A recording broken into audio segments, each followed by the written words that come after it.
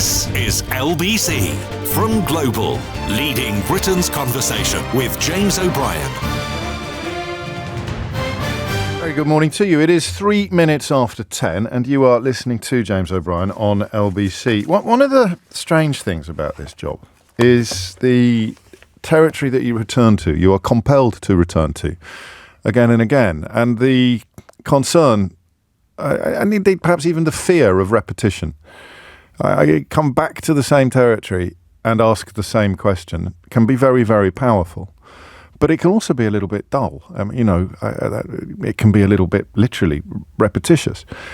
And I feel a little bit like that every time Israel starts killing people in Gaza. How do I bring you into this conversation afresh? How do I keep your interest?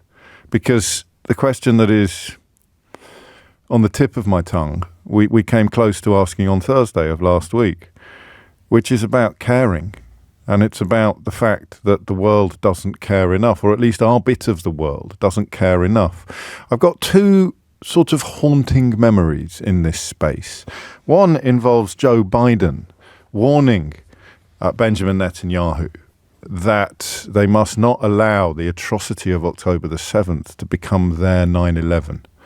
It wasn't immediately clear to me what he meant by that.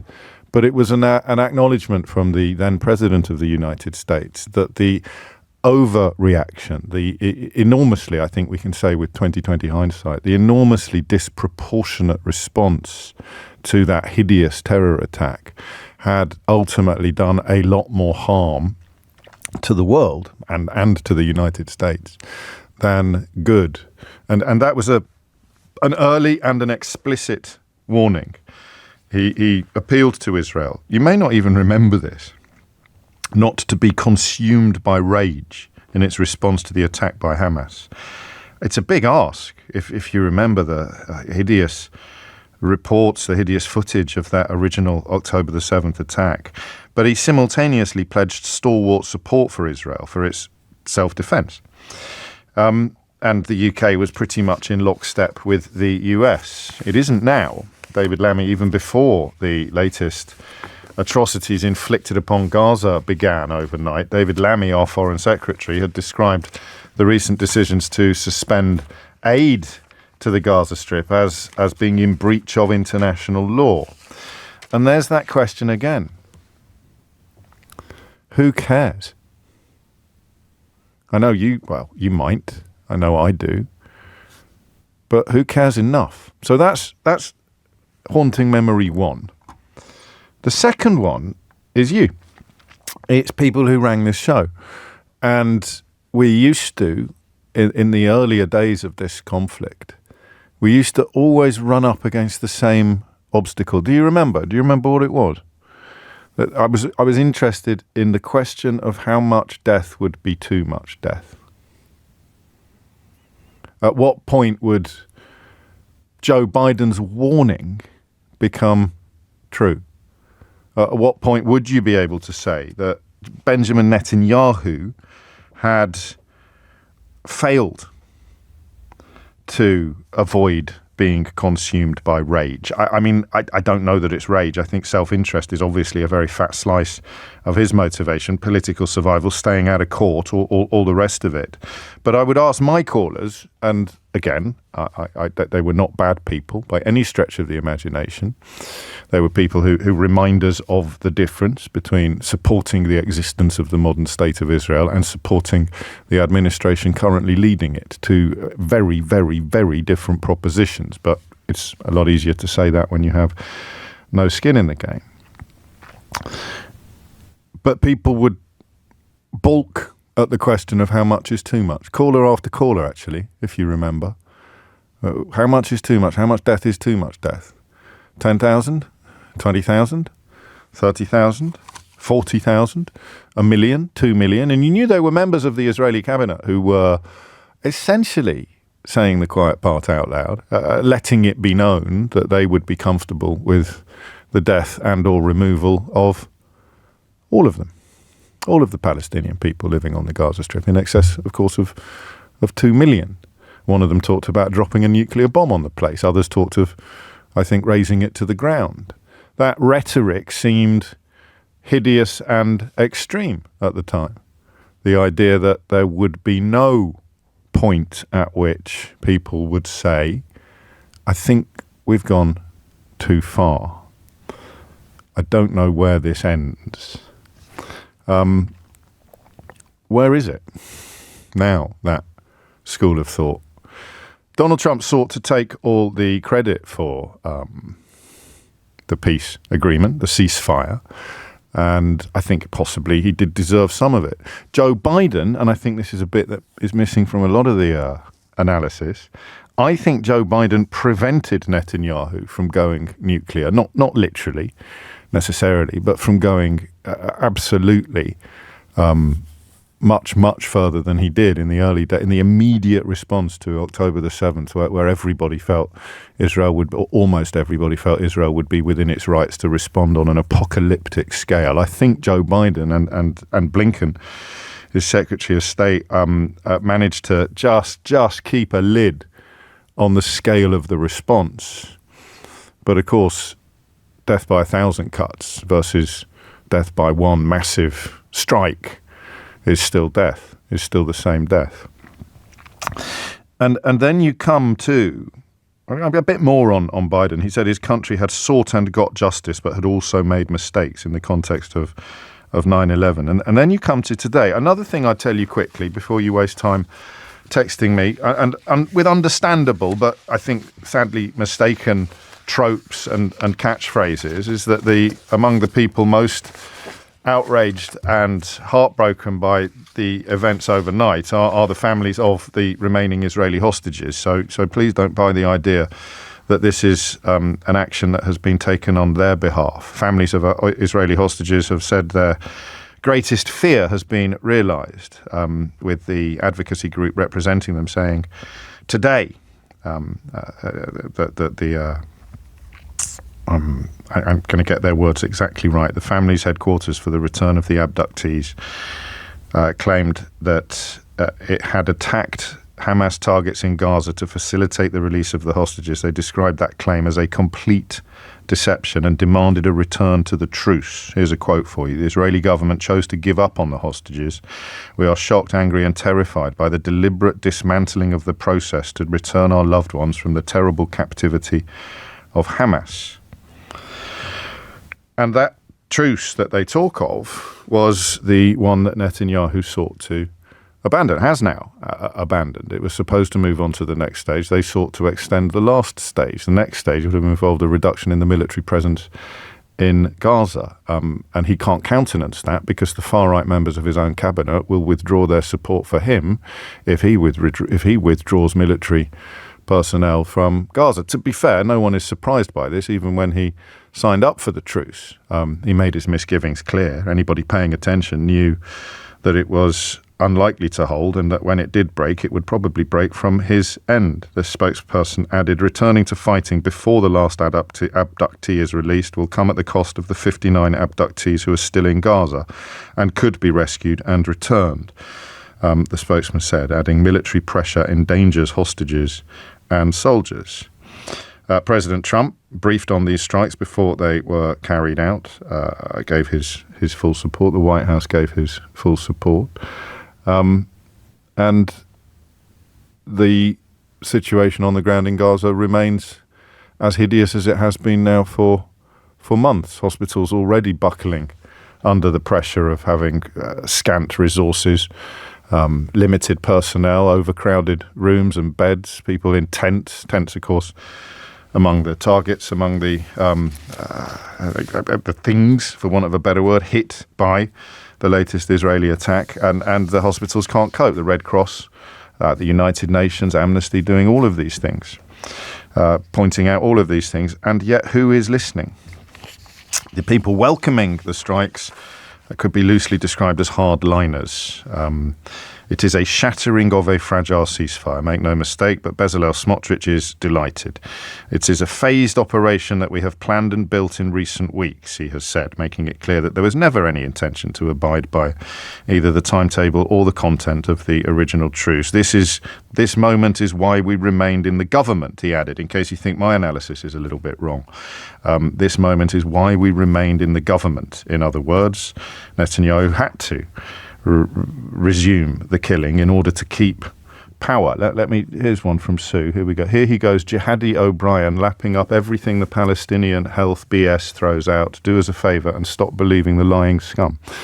Okay, Sue, so I'm going to believe Bezalel Smotrich, the finance minister in Benjamin Netanyahu's government. And he is telling you, because I've already seen this, but it's just going to be news to you. This is a phased operation that we have planned and built in recent weeks. This moment is why we remained in the government. And he had, as I'm sure you know, Sue, previously threatened to pull out of the ruling coalition if Israel didn't restart its war against Hamas. In other words, if Israel didn't abandon the truce. You'll also be aware, of course, that Netanyahu has sacked his intelligence chief, who was looking into allegations that other members propping up Netanyahu's administration have been engaged in corruption and accepting bribes. So it's all there. The only bit missing at the moment is David Lammy's comments that Israel is breaking international law. The first time a British Foreign Secretary has said this in the context of recent conflicts. So in the House of Commons, he described the 2-week blockade of food, fuel and medicine imposed by Israel as appalling and unacceptable. 2.3 million Palestinians living in comparative, for want of a better word, squalor. So now you know. Even Sue now knows the facts. So what's the question? If all the hostages, dead and alive, were to be returned to Israel tomorrow, do you think this would stop? Netanyahu has said previously that it wouldn't stop. The people propping up his government, and this is the bit that I think a lot of British coverage has already missed and completely missed. The political survival, the freedom and liberty of Benjamin Netanyahu depends upon the support of people who are as extreme as it gets when it comes to what they would like to do to the human beings living in Gaza. And it's not even speculation or reading between the lines that leads us to that conclusion anymore, because they say it out loud. Smotrich has said, I've read it to you, he has said explicitly that this has been planned for a long time, which means that the truce was never intended to be fully observed, and that the carnage must continue until, in his words, Hamas has been completely destroyed, something which nobody believes is possible. So it's not for me or you, I can't stop you from doing it, but it's not for me to use words like genocide at this point. That is something that is determined by international courts and international law, courts and laws, of course, which the Israeli administration treats with ill-disguised contempt. But for the rest of us, if you believe in a rules-based order, that the time when it's most important you stick to it is when other people are riding roughshod over it. And I don't think there can be much dispute about the accuracy of the phrase ethnic cleansing, if not in the actions so far, although for me I can probably argue that does apply, certainly in the expressed ambitions of people like Bezalel Smotrich.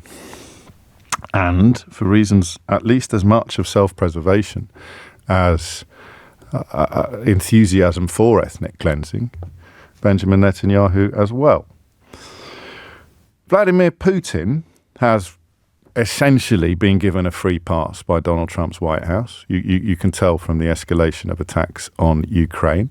You know that the call that's scheduled to take place today is likely to involve a carving up of Ukrainian assets. We will have to wait and see, but it is unlikely to be good news for the man Donald Trump described as a dictator not long ago and who he sought to humiliate in the Oval Office. What message has been sent to Benjamin Netanyahu? If Vladimir Putin has received a gold foil-wrapped telegram telling him he can carry on doing whatever he wants, and if there is a ceasefire, it will be on his terms, not Zelensky's. What message has been sent to Benjamin Netanyahu by Donald Trump's administration? What has he been told? Because I don't believe that this will stop when the hostages are returned. I don't believe that the finish line is describable or visible. I don't know how this ends, but I can't quite yet conceive of circumstances in which things are not going to get much, much worse before they even begin to entertain the possibility of getting better. Perhaps the silliest conversation is the one about Hamas being destroyed, because the longer this goes on, the more people die. All of the arguments are fairly clear that this has become and is becoming a great call to arms for future resistance and continuing enmity towards Israel.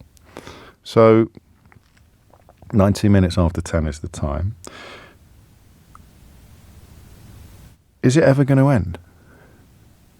Do you, knowing what you know, and I hope you know a little bit more now than perhaps you did at 10 o'clock, knowing what you know, can you conceive of circumstances now? And you might think this is incredibly naive of me, but when Joe Biden was in the White House, I felt that there would be a limit upon the carnage that Netanyahu would unleash.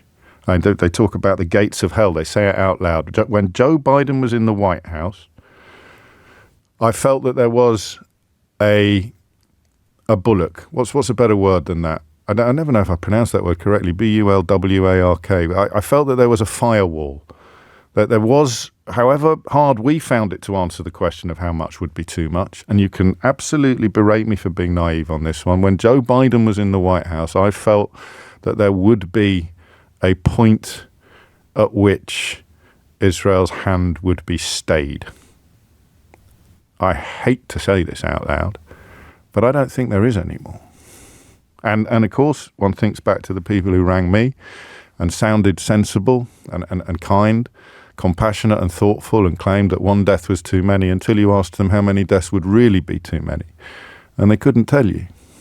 How widespread would support for the eradication of Palestinian people in Gaza be if people like Smotrich continue to propel Benjamin Netanyahu into what they describe themselves as the gates of hell? How much is too much? 0345 6060 973. It's an incredibly febrile area of discussion. Passions rarely run higher. I'm comfortable with all the abuse that I get from both sides on this.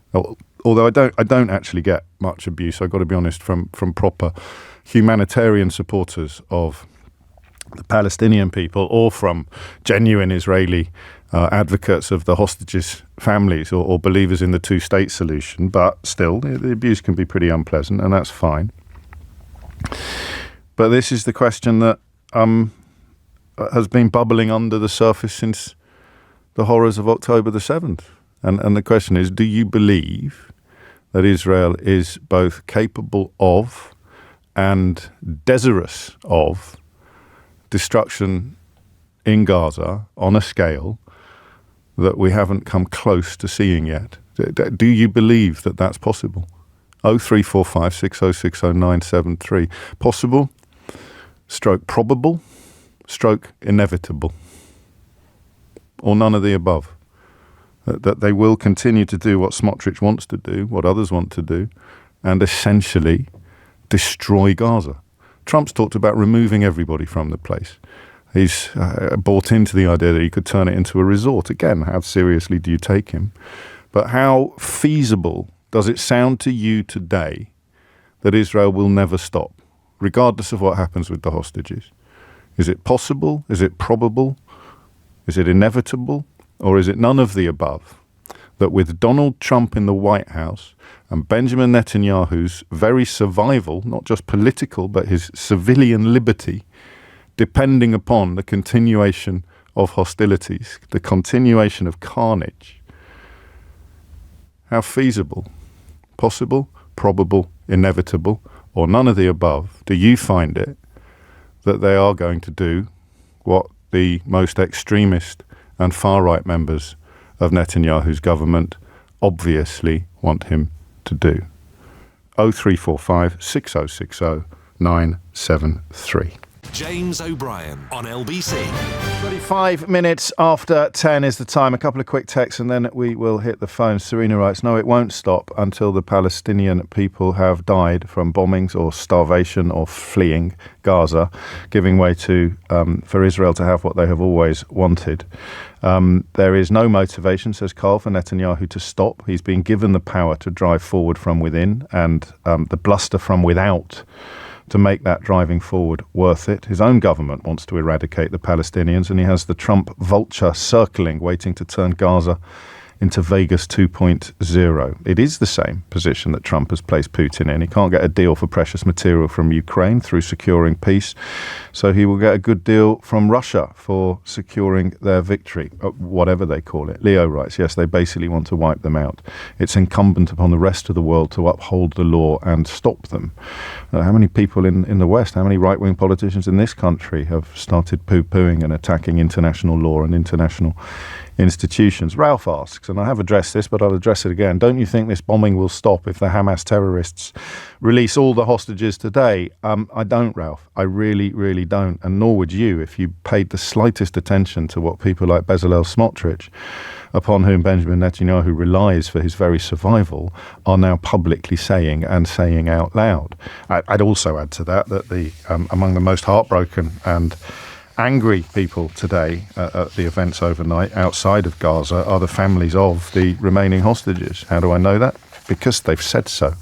Naz is in Enfield. Naz, what would you like to say? Hello, James, again. I'd like to say, I'd just like to say I agree with you totally. They're not going to stop. But Benjamin Netanyahu, really from the beginning, he wasn't going to stop. He's got all these people with him, right wingers, and what they wanted, they want to clear that place for them because they believe it's biblically.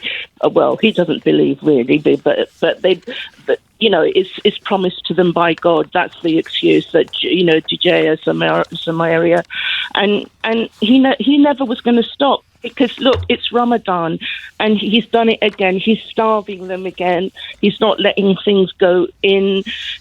And everybody's watching, James. That's what I can't understand. Yes. Even people tell him to stop. He's not listening. Politicians are saying, don't do this. But there should be a stronger force. There should be... Well, the only force is the United States of America, isn't it, historically? And yes. I know a lot of people, in fact, quite a lot of people, I think, didn't vote for Kamala Harris because they didn't feel that the Democrats were being robust enough on resisting what Israel was doing. I'll leave them to deal with their own consciences at what they've accidentally contributed to. But the idea, if you thought that he was acting with impunity 6 months ago, then you wake up this morning and you think, crikey, you ain't seen nothing yet. Yes. And he has said, I mean, Smotrich, as you say, has said it out loud. Everybody can hear him, and of course, Trump is on their side. Yes. So whatever they do, they've got a carte blanche. But they're people and children, and I know of families that it's heartbreaking, James. We can't, I don't know. Even if the biggest of marches, even. Or we all go marching. No one's going to listen to us. No. There's no, unless people put sanctions on Israel or they do something.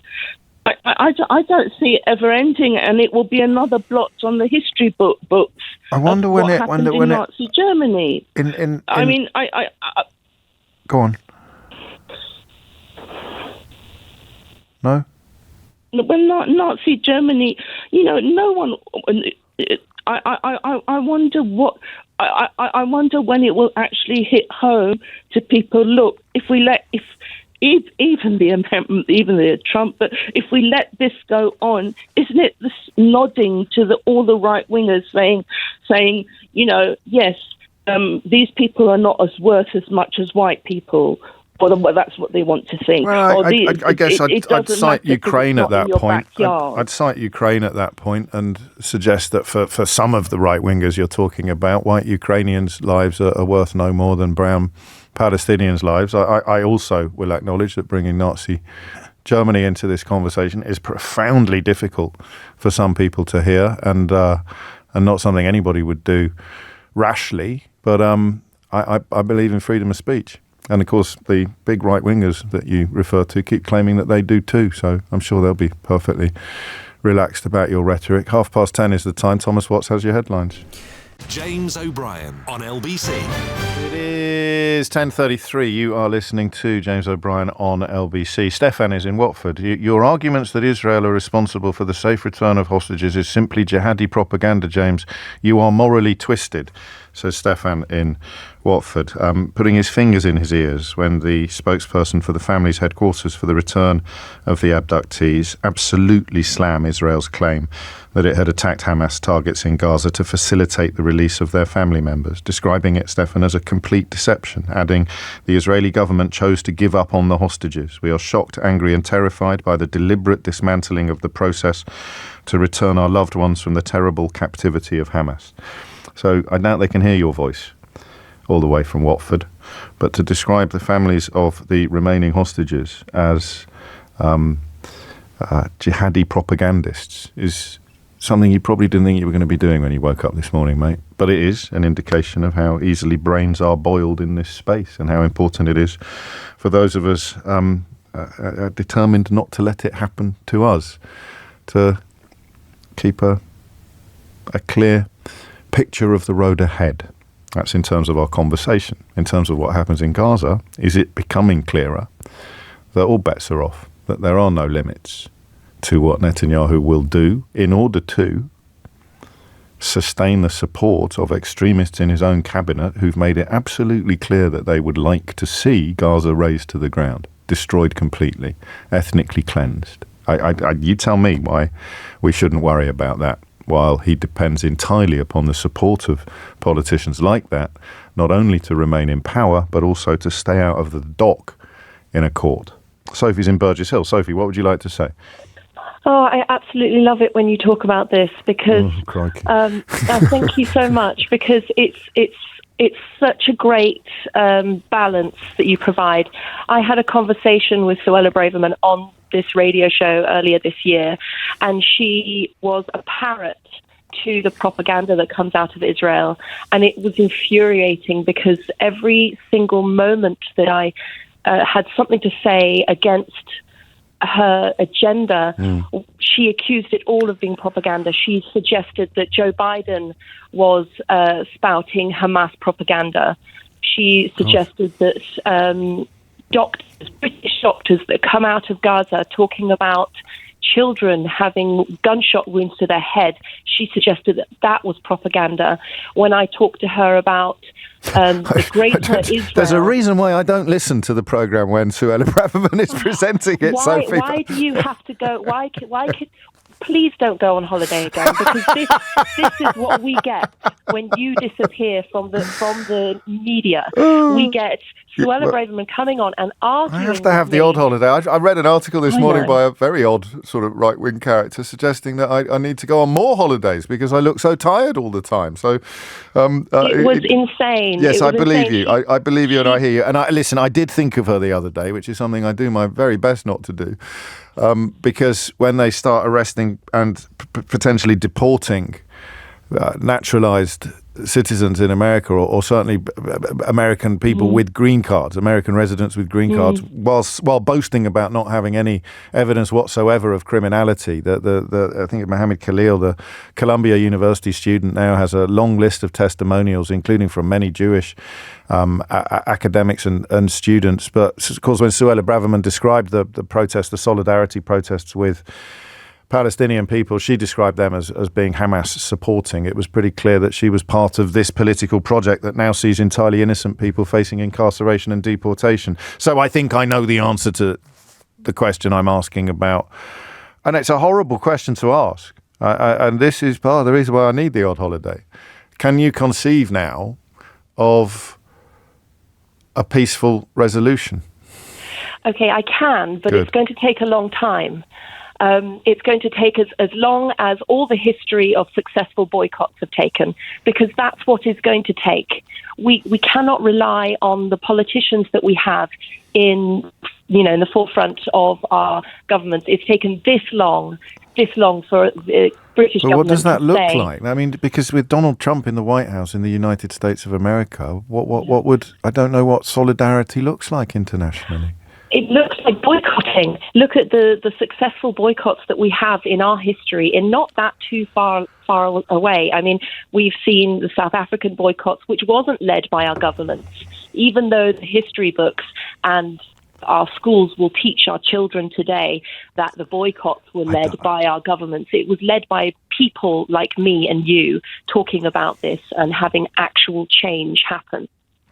I hear you, and a lot of people heard you on with Suella Braverman, actually, so go credit for that, although I'm not sure I'm with Dominic, who says we're going to start a petition to ban you from taking holidays. Lewis Goodall did a great job, right, when he was standing in for me. Thank you, Sophie. And remember, that as soon as, if you can't get through, as soon as a phone line as soon as Sophie hangs up, that phone line becomes free. Why shouldn't we? I wonder what you do if you're in that category of people that rang me at the beginning and were surprised when I took you to the place where you realised that you couldn't put a number on too much. When I said how much death is too much death, and you got a bit cross with me. And you said things like, 1 is too much. And I said, yeah, but we've already had hundreds or thousands. How much is too much? What is the point when you say, if you really insist on describing this as a plan, when do you admit that it's failed?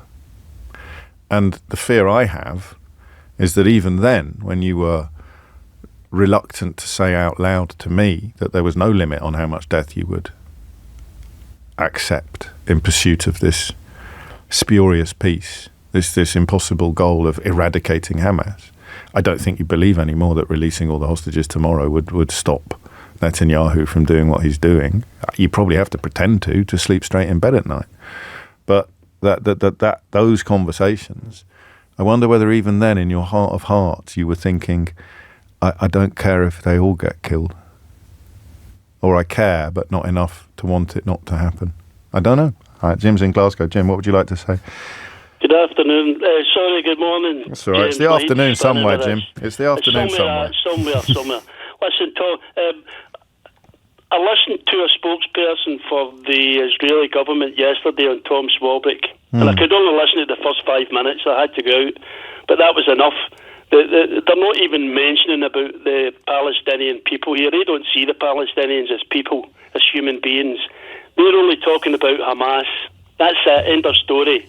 It's Hamas that are causing all this. Well, there is a conflation, isn't there? I think successfully in the minds of many people that there is no such thing as an innocent Palestinian. Exactly. They're saying they're taking the food, they're stealing the food, they're selling it back at exorbitant prices to buy weapons.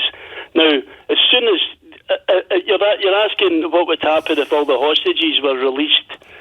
Well, if all the hostages are released, and Hamas know this themselves, and the Palestinian people know this, that place will be absolutely flattened.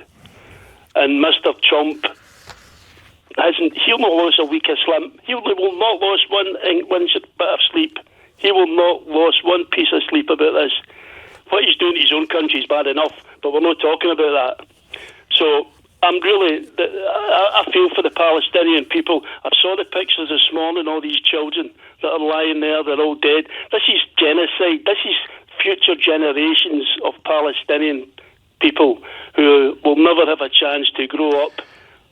And the line from the other far-right figure, or the sort of Tweedledum to Smotrich's Tweedledummer, is Itamar Ben-Gvir. He quit as National Security Minister over the ceasefire, so he'll be delighted at the moment. He says the existence of Hamas cannot be tolerated, and it is our duty to bring about its collapse.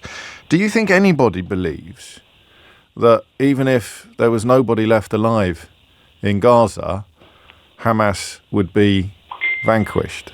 No, because you've still got Iran in the picture. That's the other main course, or the other source of what's happening as well. So you have to deal with that side of it as well. But what's the point in having international court? What's the point in having all these United Nations? We're just standing looking at this, and we have a few politicians saying, "Oh, this isn't real. This is not nice. This should stop." That's all. We have to do more than this. Do we put peacekeepers in there? I think we should. But again, with the United States of America in its current state, I don't know what I have no idea what the rules are. I have no idea what the kind of rules-based order looks like when the man charged with upholding it since the Second World War is dedicated to dismantling it. And I speak of Donald Trump, and that's inevitable that the conversation comes back to him, and inevitable also that it comes back to Ukraine. I think, because the idea that the West represents something, liberal democracy, some sort of ideology, and that authoritarian figures like Vladimir Putin, and I think since that United Nations vote, when Israel voted with Russia against the idea of condemning their invasion of Ukraine, it's very difficult to separate that mode of government, that authoritarianism that the West is supposed to be opposed to. And if the United States isn't, then what is the West? So I don't know. It's a grim conversation, but it is a profoundly important one. And if you don't like the timbre, the tone, the direction, the content of it, then make your own contribution. Tell me why everyone can relax. Why you trust people like Bezalel Smotrich, Itamar Ben-Gvir, and the man on the end of their strings, Benjamin Netanyahu, and you don't think, even with the latest deaths overnight, hundreds more innocent people, including lots of children, you don't think that everyone should be so worried. Just take a moment out of your morning to tell us why, please. 10:45 is the time. You're listening to James O'Brien on LBC. James O'Brien on LBC. 47 is the time. On a rather lighter note, does anybody know why Kemi Badenoch is wearing chef's whites this morning while delivering a speech about, I don't know, probably wokeness, is it? Or net zero or something other than that? But she appears to be auditioning for a role in that Stephen Graham film that he did before he did Adolescence that absolutely everyone is talking about. I feel like a Punch cartoon sometimes when you oh God, that ages me. How many people under the age of 50 have got any idea what it means when you talk about feeling like a Punch cartoon? It's like the man who hasn't watched Adolescence is sort of on the top deck of a bus alone while everyone else is chattering merrily away about this extraordinary television phenomenon. I'm going to watch it at the weekend.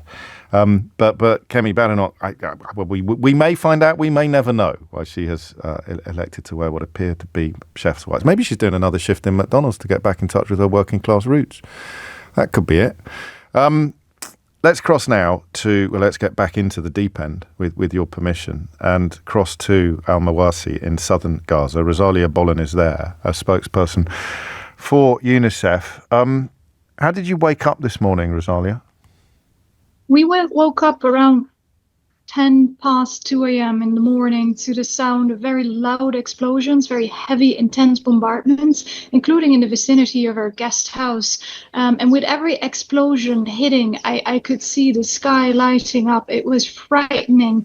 I really felt on edge because I heard the sound, the rumbling of planes and the whistling of fighter jets. So you know that a bomb is being dropped and that it can impact at any moment. You just don't know where. You wonder if it'll be close to you, and you're just waiting for that explosion. So that was 15 very intense minutes. Then it subsided somewhat, and the moment it subsided, I could hear people screaming outside for help. I could hear them yelling. I also heard sirens of ambulances throughout the entire night. The bombing also continued throughout the night, but with more space in between the explosions.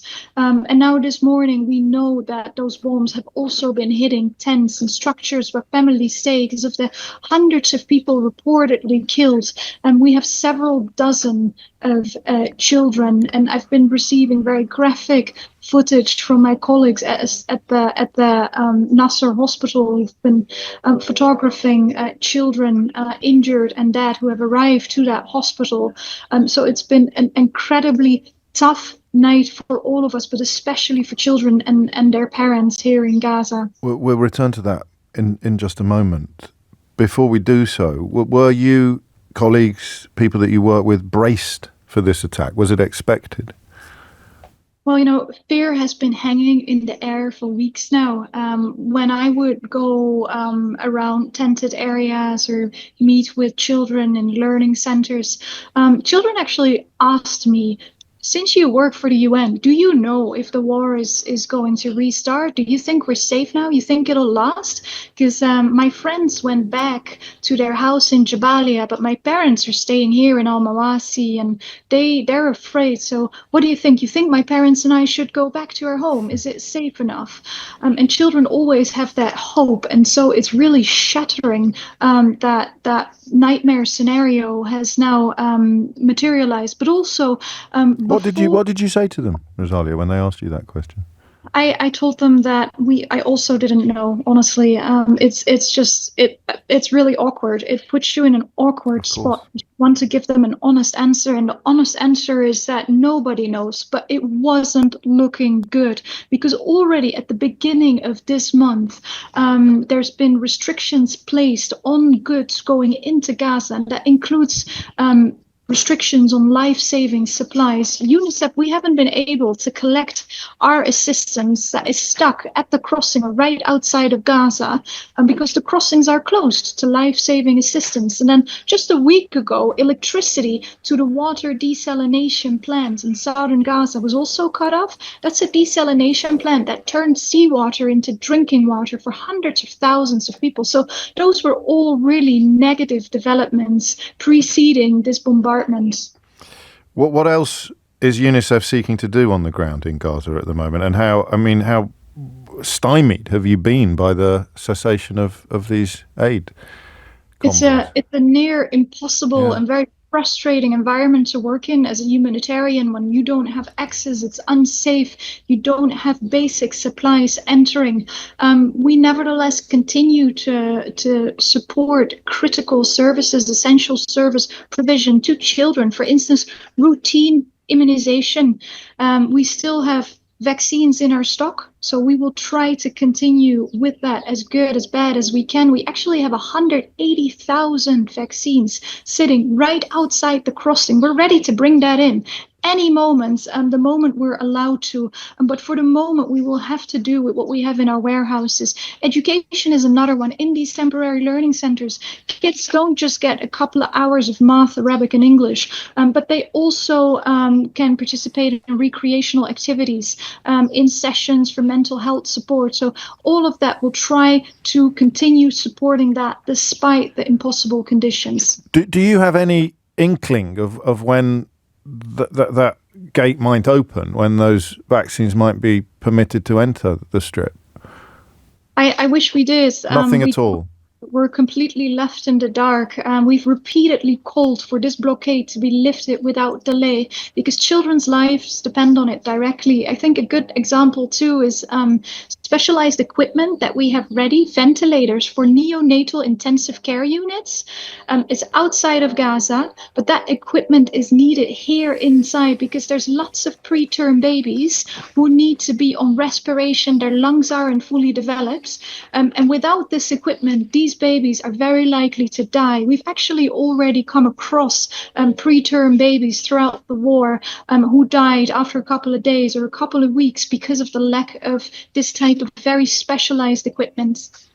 Can I ask about your own relationship with your own safety? How do you feel safe? Do you worry for your own safety?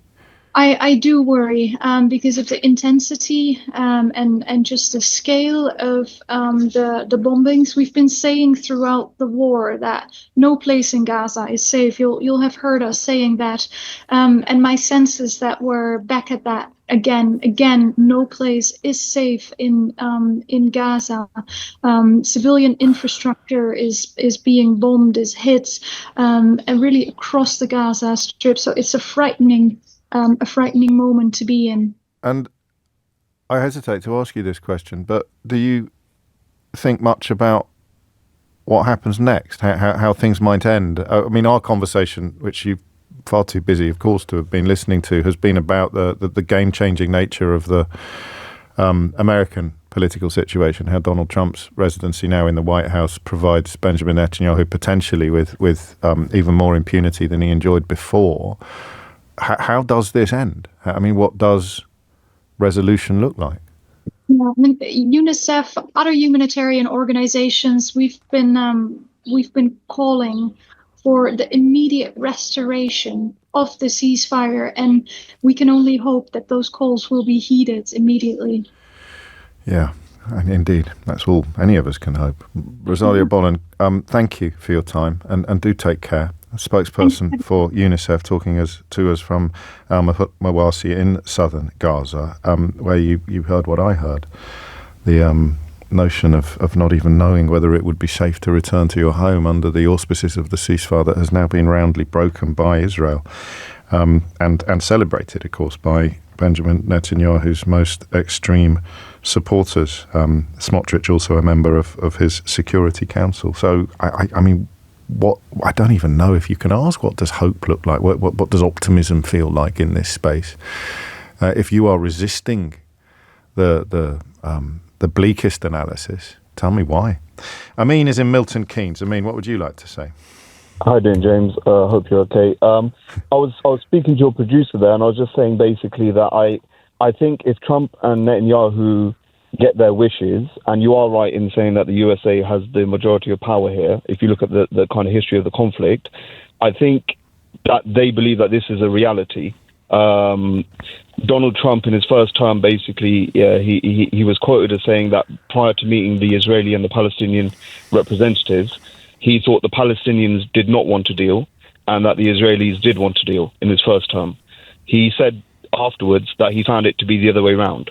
And what I took from that is that the Israelis were not willing to move on their set goals and agendas. It's a bit like he sounds when he's talking about Ukraine. Now you come to mention it, isn't it? It's as if the script is being written by the Kremlin or by Netanyahu. Do you know what I think, James? He's going for that Nobel Peace Prize, and this conflict specifically has been going on for, some people say 50 years, but let's say 60, 70 years, on and off, and there's been lots of flare-ups, including October 7th. I think he thinks there's only one way to resolve this, and it's not going to make everybody happy, but it's going to make the people that he has a closer relationship with happy. Israel is the USA's biggest ally, as they say. A lot of aid goes to them. They receive a lot of information technology.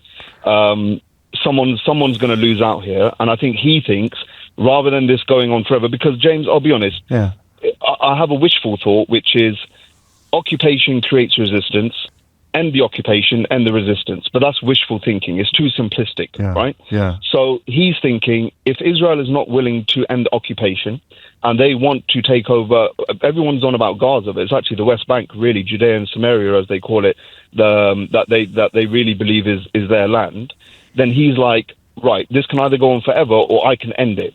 The Palestinians will lose out in the sense of their hope and aspirations of being a free people and having the same human rights as everybody else. However, we'll give them nice accommodation. They believe that because Jordanians and Egyptians are Arab as well, that, there's no difference just between like Scotland and England, that everyone's just going to get on. Let me make it clear. Amin is drawing an analogy that is supposed to highlight the absurdity of the position. I don't want to get bombarded by Scottish people at this point. On your behalf. Go on. Thank you. That's why you get paid to do this, and I'm just an amateur caller. So essentially, I believe that he thinks this is the only way out of the situation, which is they will move to Jordan, Egypt, and other countries around the world. He's even suggested, I think that they've even suggested Ireland, for example. Do you think that's real? Do you because in their heads, yes. I wonder if in the immediate aftermath of the October the 7th attack, if someone had said this is where we will be in March of 2025, I wonder who would have believed it. So when you say 2 years from now, we may be looking at a forced ethnic cleansing, we may be looking, or a year from now, you don't feel that is beyond the pale? You don't feel that is impossible? I hope it's not, but I have wishful thinking and I have realistic vision. Yeah. They don't call it ethnic cleansing because, when somebody's blowing up your house, you just decide to leave the country anyway. You're going to do that anyway, right? Yes. So they call it voluntary, as that David Mensa said relocation. Yesterday. Correct, yeah. Right. And, I've never come across such a kind of... Anyway, I'm not gonna get into that. But, yeah, I believe that in their minds, they think that this is the only way forward. David Mensa yesterday said this is the first suggestion that we've had that we actually think is a viable option, which backs Netanyahu's statements saying that we've blocked a Palestinian state for decades. Do you see where I'm going with this? I do, yeah. I didn't hear the interview that you're referring to, so I trust you not to misrepresent it, but that idea certainly is gathering momentum. It's about, I think, in conclusion, Amin, it's about people now saying things out loud that many people have suspected were the case, but which the people they were suspicious of were reluctant to actually say out loud previously. And Trump events, circumstances have created an ecosystem in which they don't just feel able to say this stuff out loud, they feel perhaps even actively encouraged to do so. The one thing I just wanted to kind of just clarify, quickly. Sorry, I know you've got to go to the news. Everyone's a producer these days, aren't they? I know, right? The president at the time of the creation of the State of Israel, I can't remember his name, I'm probably going to get it wrong, I don't know if it was Truman. There's a video on YouTube with the Palestinian, a map of Palestine, and he basically says, look, you cannot move 7 million Arabs out of this country and put 7 million Jews in. You have to do it bit by bit, step by step.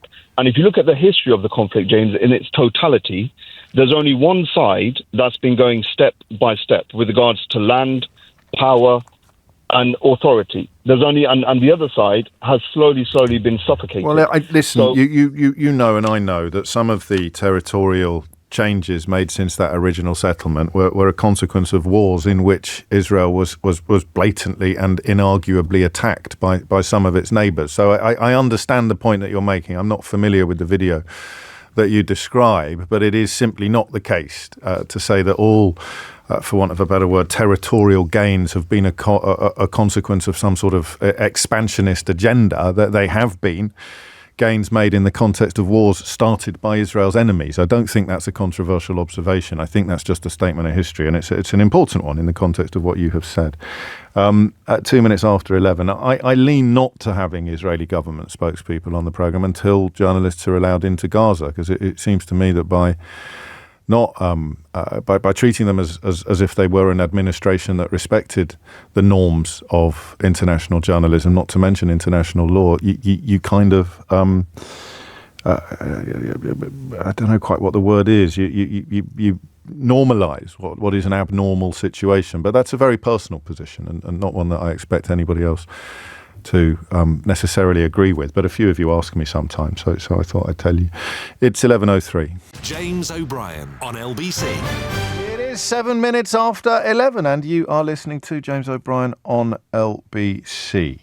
Shall we move in an entirely new direction now? I've got in my mind the knowledge that Liz Kendall is due to give her speech in the House of Commons today regarding benefit cuts, and I'm minded to take it live because we've really been engaged in that conversation. I mean, us together, you and me, but also the station at large. And it is a matter of enormous national interest. An awful lot of people profoundly worried about what may be announced later today. So I think we'll probably do that, which just... And I know Kendall is appearing on Andrew Marr's programme later today on LBC. Well, I say I know that. Eleanor just wrote it on the screen in front of me, and I read it out like a sort of... I don't know, like a parrot that can read. But a quick nod, if I may, to a couple of things that I thought you'd be interested in. Was it Dan yesterday that came on and talked about the importance of vocational training and how he talking about his son being compelled to do a language at school, and he didn't want to do a language and he wasn't very good at languages, and his dad knew that it would be a waste of time and the teacher's energies to sort of compel him to do so. And it was one of those calls that really provided some food for thought. And he's now a plumber, Dan's son, and doing very well. And he was pointing out that if we didn't expect overly academic performances from all of our children, then the relationship between the workplace and the younger generation might be a little different. And I took that away, and I know you did as well. A lot of people responded to it. But the news today, there's some research today commissioned by the Education Secretary that has reported precisely that. So who needs to commission reports when you've got your switchboard and people like Dan on the other end of it? Children are being made to take too many academic subjects at GCSE, limiting their achievement and engagement at school. A major review of the curriculum will conclude today. We may get stuck into that a little bit further tomorrow. But I just thought it was a wonderful validation of what our caller said yesterday. And something else that speaks to one of those pendulum swing moments that I'm so obsessed with. The inventor of the World Wide Web. Imagine having that on your Wikipedia page. Well, what have you ever done with yourself? And you're like, well, I invented the World Wide Web. Sorry, what? You what? Oh, no, I invented the whole thing. What, the whole thing? Yes, the whole thing. I don't think I've ever met Tim Berners-Lee. I probably have, because I've had the pleasure of interviewing so many people over the years, but I don't remember. 35 years ago, he essentially pioneered what has become known as the web. And he is now calling for proper regulation of social media platforms, something that he wasn't previously in favour of necessarily, because he thought that self-regulation would be the answer. The newspaper industry is essentially self-regulated, but he's now told the Financial Times, or written in the Financial Times, while I feel regulation should be a last resort, in this case, the industry has not self-regulated. There is harm being done to our young people and to the online public square where humanity gathers. I would encourage governments to provide legislation and regulation around this. So there it is, the actual founder of the World Wide Web, acknowledging that the platforms owned and presided over by people like Elon Musk and Mark Zuckerberg have now reached a point where external regulation is both urgent and necessary. And I agree with him. It's easy for me to do because I didn't invent the World Wide Web. But I used to come out with lines like, you can't get the genie back in the bottle and all the rest of it. But there it is, Tim Berners-Lee. We went to the news late, didn't we? Is that why it's 11:11 already? I've got to get the hang of this clock business. Honestly, you'd think by now I'd have worked out the simple rudiments of telling the time. But now I've got to set up a new phone in 3.5 minutes. That's if I hit the junction on schedule. Yeah, I know, but I'll try. I like this story, but not necessarily for the reasons that you might imagine. Millions of people in England and Wales with long-term health conditions should have their BMI checked regularly to prevent diabetes and heart disease. So that's how The Guardian will write it up. Other newspapers will call it things like obesity checks. They're all accurate, just a different deployment of words. Millions would get these regular BMI checks. Anyone found to be overweight should then talk to sensitive, non-judgmental doctors and nurses about how they can lead a healthier life and stop their excess pounds causing them problems. And I don't want to come at it from the professional perspective today. We've done that a lot. I want to come at it from the personal. I want to tell you about a friend of mine whose dad is now more or less incapable of walking for 10 minutes without stopping for a rest. He's not a smoker. He just has an extraordinarily unhealthy relationship with what we would call junk food or ultra-processed food or just unhealthy food that is not good for you. And they are despairing. My friend is absolutely despairing. He has tried everything. He's tried instituting family walks at the weekend. He's tried cooking and taking food round so that they will have something healthier for dinner as opposed to the supermarket products that they routinely feast on. The snacking, trying to replace some of the snacks, the sugary snacks with nuts, and I mean absolutely everything. And they've even tried pleading, and it just makes him angry. It just makes him angry, and I get that. I think you probably get that as well. None of us like being nagged. In fact, I wonder whether we really hate being nagged the most when we know that the person doing the nagging is right. So do you really need that extra slice of pie? Do you really need that next glass of wine? Do we really have to have a pudding, or do we really need to do that? Do you need a nightcap? When someone's sort of nagging you in areas where you know they're right, you get angry with the person who is motivated by proper love and concern for you. And part of the reason why I don't want to have a conversation from a professional point of view is because, and I'm not going to call you bores, but all of the sort of self-appointed experts getting in touch to remind us that body mass index is not a completely reliable indicator of obesity. But it's pretty much the only one we've got. And I don't know, I just think that's a little bit pedantic on days like this. So What's it like? What's it like to be on either side of that conversation? To want the best for the person that you love, to be so worried about their, let's just say, weight-related health. So I don't want to bring necessarily smoking into it or drinking into it or other obvious negative behaviours in terms of health, because the story today is about obesity. It's about the conditions that you get as a consequence of having of being seriously overweight. You're looking at diabetes, you're looking at heart disease. I know there are other contributors. But what's it like to despair at the habits of your loved one and to truly try to help them live longer? Why are you nagging? I want you to live longer, Mum. I want you to live longer, Dad. I want you to live longer, darling. I want you to be around for longer. And you watch them, A, reject your pleas, and B, continue to behave in a way that hurts them and, of course, emotionally hurts you. What's that like? And has anyone ever pulled it off? I mean, does anything actually work? The government thinks that, quotes, sensitive, non-judgmental doctors and nurses will be able to help people lead a healthier life and stop their excess pounds causing them problems. What worked for you? Because there's a big idea, isn't there, that we prefer sticks to carrots. That's not the perfect analogy in the context of this conversation, because you could take it quite literally. It wouldn't be, it'd be sticks of rock, wouldn't it, versus carrots.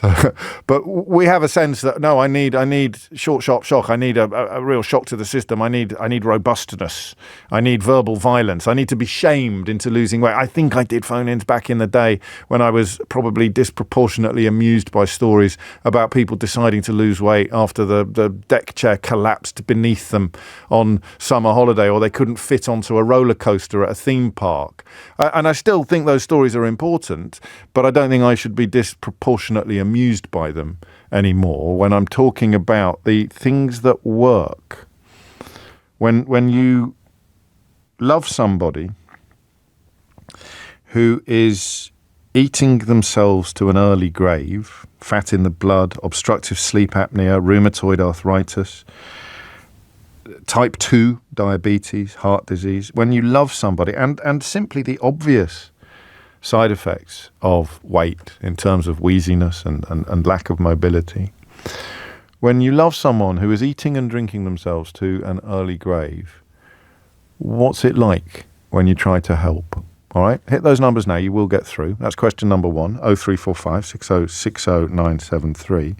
Question number 2, and I wonder whether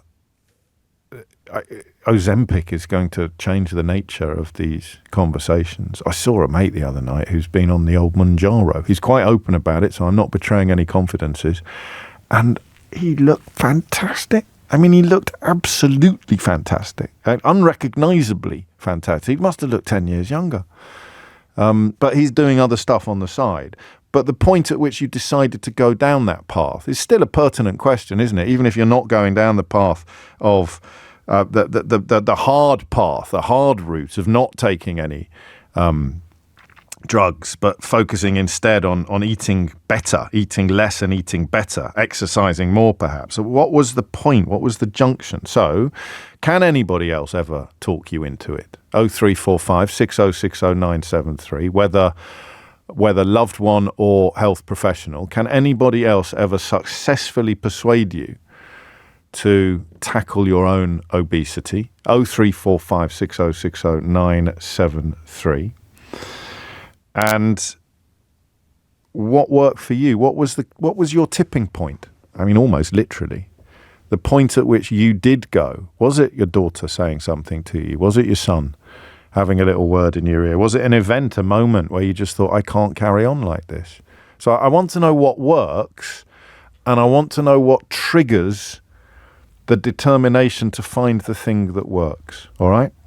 0345 6060 973. And I also want to know what it's like being you when you are watching your loved one behave in a way that will shorten their life, and it is breaking your heart, and you can't get through to them. There's a lot there to dig into. I hope there's something that you feel able to contribute to. And, of course, there's only one way to find out. James O'Brien on LBC. It is 11:21. You are listening to James O'Brien on LBC. My response, I like this from Sue in Christchurch. I can almost see you, Sue, such is your quality of prose. So my response to the slice of cake was, mate, I was born in the wrong century. 300 years ago, I would have been painted nude and hung on the walls of galleries. Rubens would have loved me. I was finally told I was pre-diabetic, and that was the point at which I took myself in hand. I lost 40 kilos by calorie counting and exercise. I am no longer pre-diabetic. I prefer to eat calories than drink them, so I've given up butter on bread. I even run a bit, badly. I wasn't nagged, I just had the right wake-up call. That's the phrase I'm looking for. What was your wake-up call? And crucially, what's it like to try to be somebody else's wake-up call when they don't really want to hear it? James is in Crawley. James, what would you like to say? Oh, hi. Yeah, just to say I tried this recently with my nephew.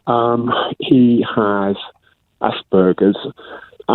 He's very overweight. Right. And began to get overwhelmed with the conversation, really. So what I then did was sort of try to sort of back it off a bit. He didn't really process this too well. No. I mean, he's more than clinically overweight, I would say. Right. And this is a role you're comfortable in, and his parents are comfortable with you, or not? Just out of interest, sorry if I'm being nosy. He has a difficult relationship with my sister. Okay. He's a difficult young man. I love him to bits. Clearly. His dad died recently. Oh, okay. So he's eating for comfort as well as everything else. Well, you're on the money there, yeah. So it's one of the only things in his life. He can't form friendships, can't work. So, you know, he's a young man with not much else, really. And how did you phrase it? It didn't work, I presume. Well, I wasn't certain, and I could see him beginning to get overwhelmed, and at which point you sort of back off a bit and throttle back. So I left it with him, and then 24 hours later, I got a minor barrage of very angry text messages from him saying, you know, essentially, butt out, you're not my dad, and this is my lifestyle choice.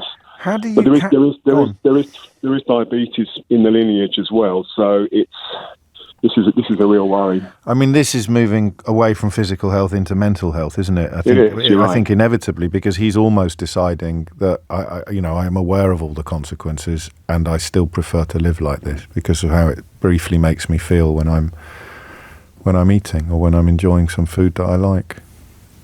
It's really, really difficult because I think he needs something in his life, but he's also smart and intelligent and recognises that this is doing harm to himself. But in the end, this is the choice that he's making. And you're absolutely right. There is no proper support for him. This has been taken out of society, and this is what we're looking at now. What's it like for you? It's always hard for me to tell whether or not people are just a little bit nervous when they come on, or a bit. Some people sound like they can't quite believe they've ended up on the radio. So at the beginning of this conversation, you sounded like you had the weight of the world on your shoulders. That you are carrying quite a lot of pain as a consequence of your inability to help your nephew. Is that fair or not? No, you're absolutely right. He's come from a very dysfunctional family and has had a huge amount of difficulty in his life. So, I care for him enormously, and his brother.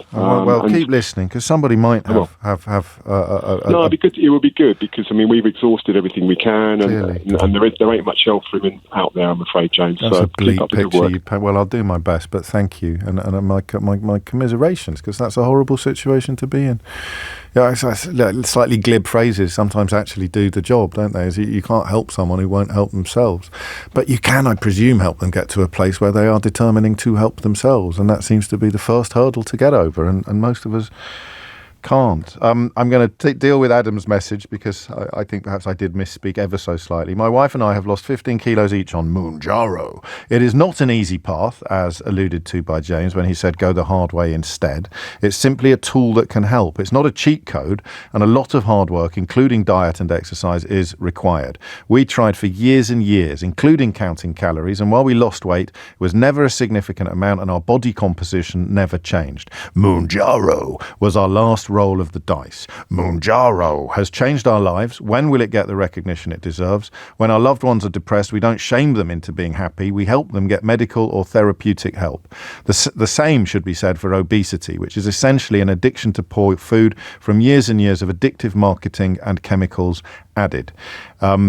Thank you. That's brilliant. I needed that. That's a really, really helpful reminder of two things. Number one, society's relationship with obesity, which is, as you suggest, a little bit warped. And number two, the dangers of those of us who haven't been there looking upon Mounjaro and Ozempic and other things as being hacks or cheat codes or get out of jail free cards, when clearly they're not. And I don't think anyone could have articulated it better.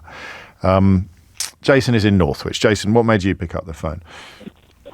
Hi, first time caller, long time listener. You're one of those people I was just talking about who sounds like he can't quite believe he's ended up on the radio. Yeah, pretty much, mate. Yeah, absolutely.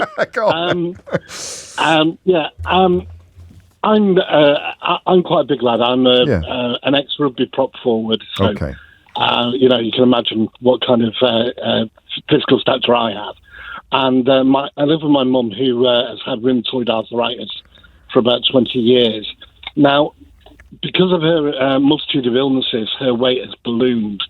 And recently, I would say for about the last 2 years, we almost argue on a weekly basis because she won't try anything to try and reduce the amount of calories that she's putting in. She feels she justifies it in that she doesn't have any other vices. She doesn't have any her life is limited, and therefore she's going to get what enjoyment she can, and therefore she does that via processed food and sugars. I've stopped. Unfortunately, I have stopped the arguments because it just wasn't helping. If you're banging your head against a brick wall, you're only really hurting yourself, aren't you?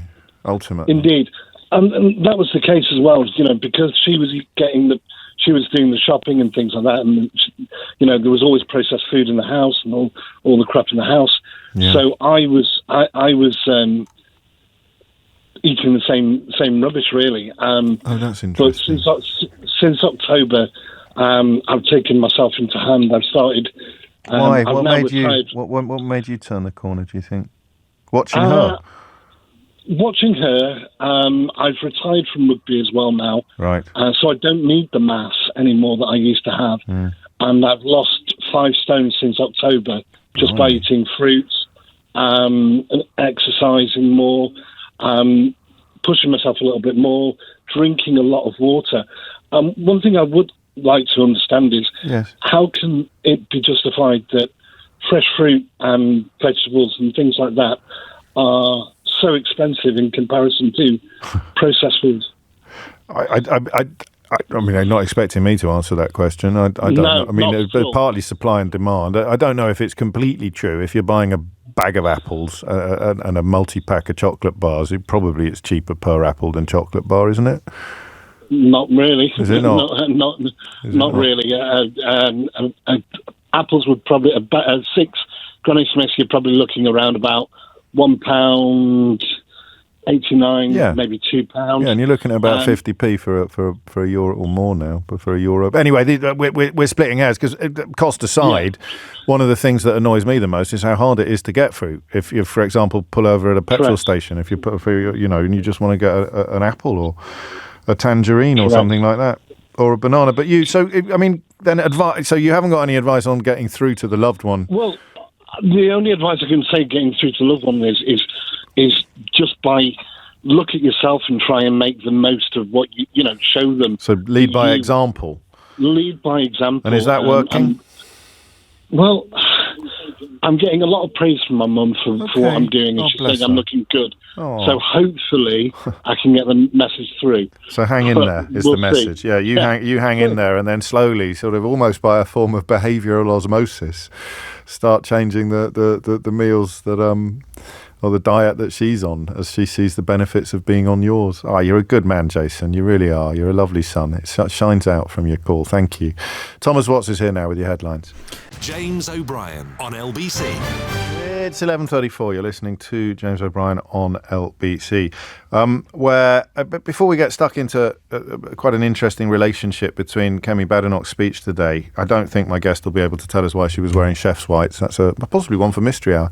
Actually, I just want to run through 2 or 3 little blasts from the past for you. I wonder who gets the points for recognising all of these, because you've listening to the programme for long enough. Davey's been in touch to say, can't believe Keith missed his osmosis alarm there, James. Hallelujah. It doesn't really work like that these days, but it's nice to know that that little seed that I sowed in your mind many moons ago is still sprouting. This from Steve-O, live from Barbados. James, you have truly come a long way. Back in 2008-9, I used to sit in my office cringing over your comments regarding vegans and, quotes, fatty, fatty, fats, end quotes. Listening to you now from the land of my adolescence, he writes, thank you. There is no point having a mind if you never change it. I just like both of those. 11:35 is the time. Time now to talk to Adam Bienkov, who has been having a little look at why, or not necessarily why, but the relationship between Kemi Badenoch, who is speaking today about the importance of ditching her party's commitment to net zero, and some interesting associations in her background. Let's begin, because I can't remember whether we spoke to you at the time, Adam, or whether I was just off wanging on about it independently. When she launched her leadership bid, didn't she borrow someone's house? Yes, so Kemi Badenoch received £10,000 worth of funding from currency asset manager Neil Record, who is the current chair of Net Zero Watch, has also funded the Global Warming Policy Foundation as the former chair of the Institute for Economic Affairs. So he's very much involved in the sort of Tufton Street world. He also lent his flat to Kemi Badenoch for use during her leadership campaign. It didn't get a huge amount of coverage at the time, unlike, for instance, Lord Ali's lending of his flat to Keir Starmer during the same period. We can only speculate as to why that may be. Tufton Street, of course, the locale in which many of these lobby groups that call themselves think tanks or educational charities operate, and they are almost of a piece opposed to measures to reduce the impacts of climate change, most obviously net zero. Yes, absolutely. There's all of these groups in some form or another have campaigned or lobbied against these measures. Why this is the case isn't entirely clear, because, of course, their own funding is not publicly declared. However, of Global Warming Policy Foundation, which Neil Record, who funded Kemi Badenoch's campaign, also funded that group. We know from US tax records that does have links to the fossil fuel industry. But of course, we don't know the full extent of what those donations are here in the UK. And they have campaigned specifically against government plans to reach net zero by 2050. Also downplaying, I'm reading this from your article, so you're unlikely to disagree. Also downplaying the link between man-made climate change and extreme weather events, stating last year that a mistaken belief that weather extremes such as heat waves, flooding, droughts, hurricanes, tornadoes and wildfires are more common and more intense today because of climate change. Is this the one that Nigel Lawson founded? That's right, yes. Nigel Lawson founded the Global Warming. That well-known meteorologist and climate scientist, Nigel Lawson. And has been long on the record as being sceptical of man-made climate change. Even the BBC had to apologise for booking him too often to come on and offer up the alternative view to what most of us would call science. But it's an interesting shift by Kemi Badenoch, given that if you look back at the record of the last Conservative government, one of the areas where they did actually have a big impact was in reducing the UK's impact on emissions. Yes, it's actually gone quite well. It's a bit of a success story. It's a bit of a success story, and she's now today completely abandoned that, describing net zero as something that is risking bankrupting us and is impossible to achieve. And it's interesting when you look at how the sort of it doesn't really chime even with Conservative voters. There was some YouGov polling after the last general election which showed that actually Conservative voters were slightly more likely to back net zero than the population as a whole. Almost two-thirds three-quarters, I should say, of Conservative voters after the last general election said they backed net zero, and now she's pretty much abandoning it altogether. In the wake of her speech, she did initially suggest that she did want to reach net zero at some point. Oh, good. Although when questioned by reporters after her speech, she said they may have to look at not meeting it at all. Do you know why she was wearing chef's whites today? It was a strange choice, yes. I'm not entirely sure. You've not been asked for your views on fashion before on live radio, I sense, Adam. You and me both. Anyone else in the Cabinet in receipt of funding from these sources? Yes, so one of the other funders of the Global Warming Policy Foundation is the hedge fund millionaire Michael Hintz, who has given donations to Claire Coutinho, who's the shadow net zero secretary. Unclear if that position still exists now that the party has abandoned net zero. Also, Priti Patel's leadership campaign was also received £10,000 from Michael. Did she? God, it's amazing what you forget. She actually had a crack at the big job, did she? Yes, I think she was the first to be kicked out of the process last year. Well, wonders never cease. And as ever, some of these institutions continue to decline to reveal the full, any details of who funds them, specifically names, details, pack drill. Yes, and they always insist that this is about the privacy of the individuals. But when it's clear that these organisations, which most of which seem to host Conservative Party leadership speeches on regular occasions, the influence they have and the supporters of them have over the leader of the opposition and shadow cabinet members, I think it is important that we should be able to tell exactly who is funding these organisations and in turn members of the shadow cabinet. So in conclusion, the Conservative leader is backing a policy that has been called for and campaigned for by opaquely funded organisations that have made fairly hefty donations to her political assent. Well, it's certainly the case that people who have funded those organisations have also funded the Conservative. Got it. Have not received any funding directly from those organisations. But yes, but the individuals who have funded her political assent are also heavily involved with the organisations that are committed chairing and or funding those organisations to the policy platform that their own members or their own supporters don't necessarily share. Yes, and it's. I'm pleased that you have us on today, but I've not seen any of this mentioned at all in any other the rest of the coverage about Kemi Badenoch's speech this morning, what role it may have played in her decision to abandon net zero. Well, it's a lonely furrow, Adam, but we can only plough it with the help of people like you. Thank you, Adam Bienkov, the political editor of bylinetimes.com, reflecting on that speech today where, distracted though we may have been by her sartorial choices, she wanted us to focus upon not wokeness today, although I suppose net zero is woke. Everything is woke, isn't it, eventually? Anything good for humanity is woke. They're taking donations from the same sort of people that fund some of these climate denial groups in the environs of Westminster's Tufton Street. Back to obesity. Tufton Street also very active, in the area of resisting calls for taxes on junk food, resisting calls for more intervention from the state on helping people not become overweight and ill and shorten their lives. You can speculate on what those two things have in common for about 2 seconds, because as soon as the word money appears, you'll go, oh, I see, right, yeah, right. So people who make a lot of money out of things that are bad for everybody are quite keen that the things that are bad for everybody don't get regulated or restricted in any way. Fossil fuels, junk food, fossil fuels. Tanya's in Leeds. Tanya, what would you like to say? Hi, James. Hello. I'm a little bit nervous. It's only me. If I'm honest. It's only me. I know. Go on. Yeah, me and my family were all huge fans of you, so I'm quite nervous to be on. Thank you. And this topic that you're talking about this morning, it's quite close to my heart. Yeah. It's a sensitive thing for me. There's things that I struggle to talk to my family about and friends. Right. But listening this morning, I was telling, I think it's your producer. Yeah. So in terms of weight, I've been on both ends of it, but I think the bit that stuck with me is the tipping point. Yes. So I'm in my mid-30s. I am diagnosed autistic. I'm diagnosed ADHD. And I've always had this really quite severe relationship with food over the years. Yes. And this weekend, I'm finding it quite hard to talk about. But well, you take all the time you want. Okay. Thank Seriously. you. Appreciate it. Oh, it's my pleasure. So this weekend I was due to have my gallbladder removed.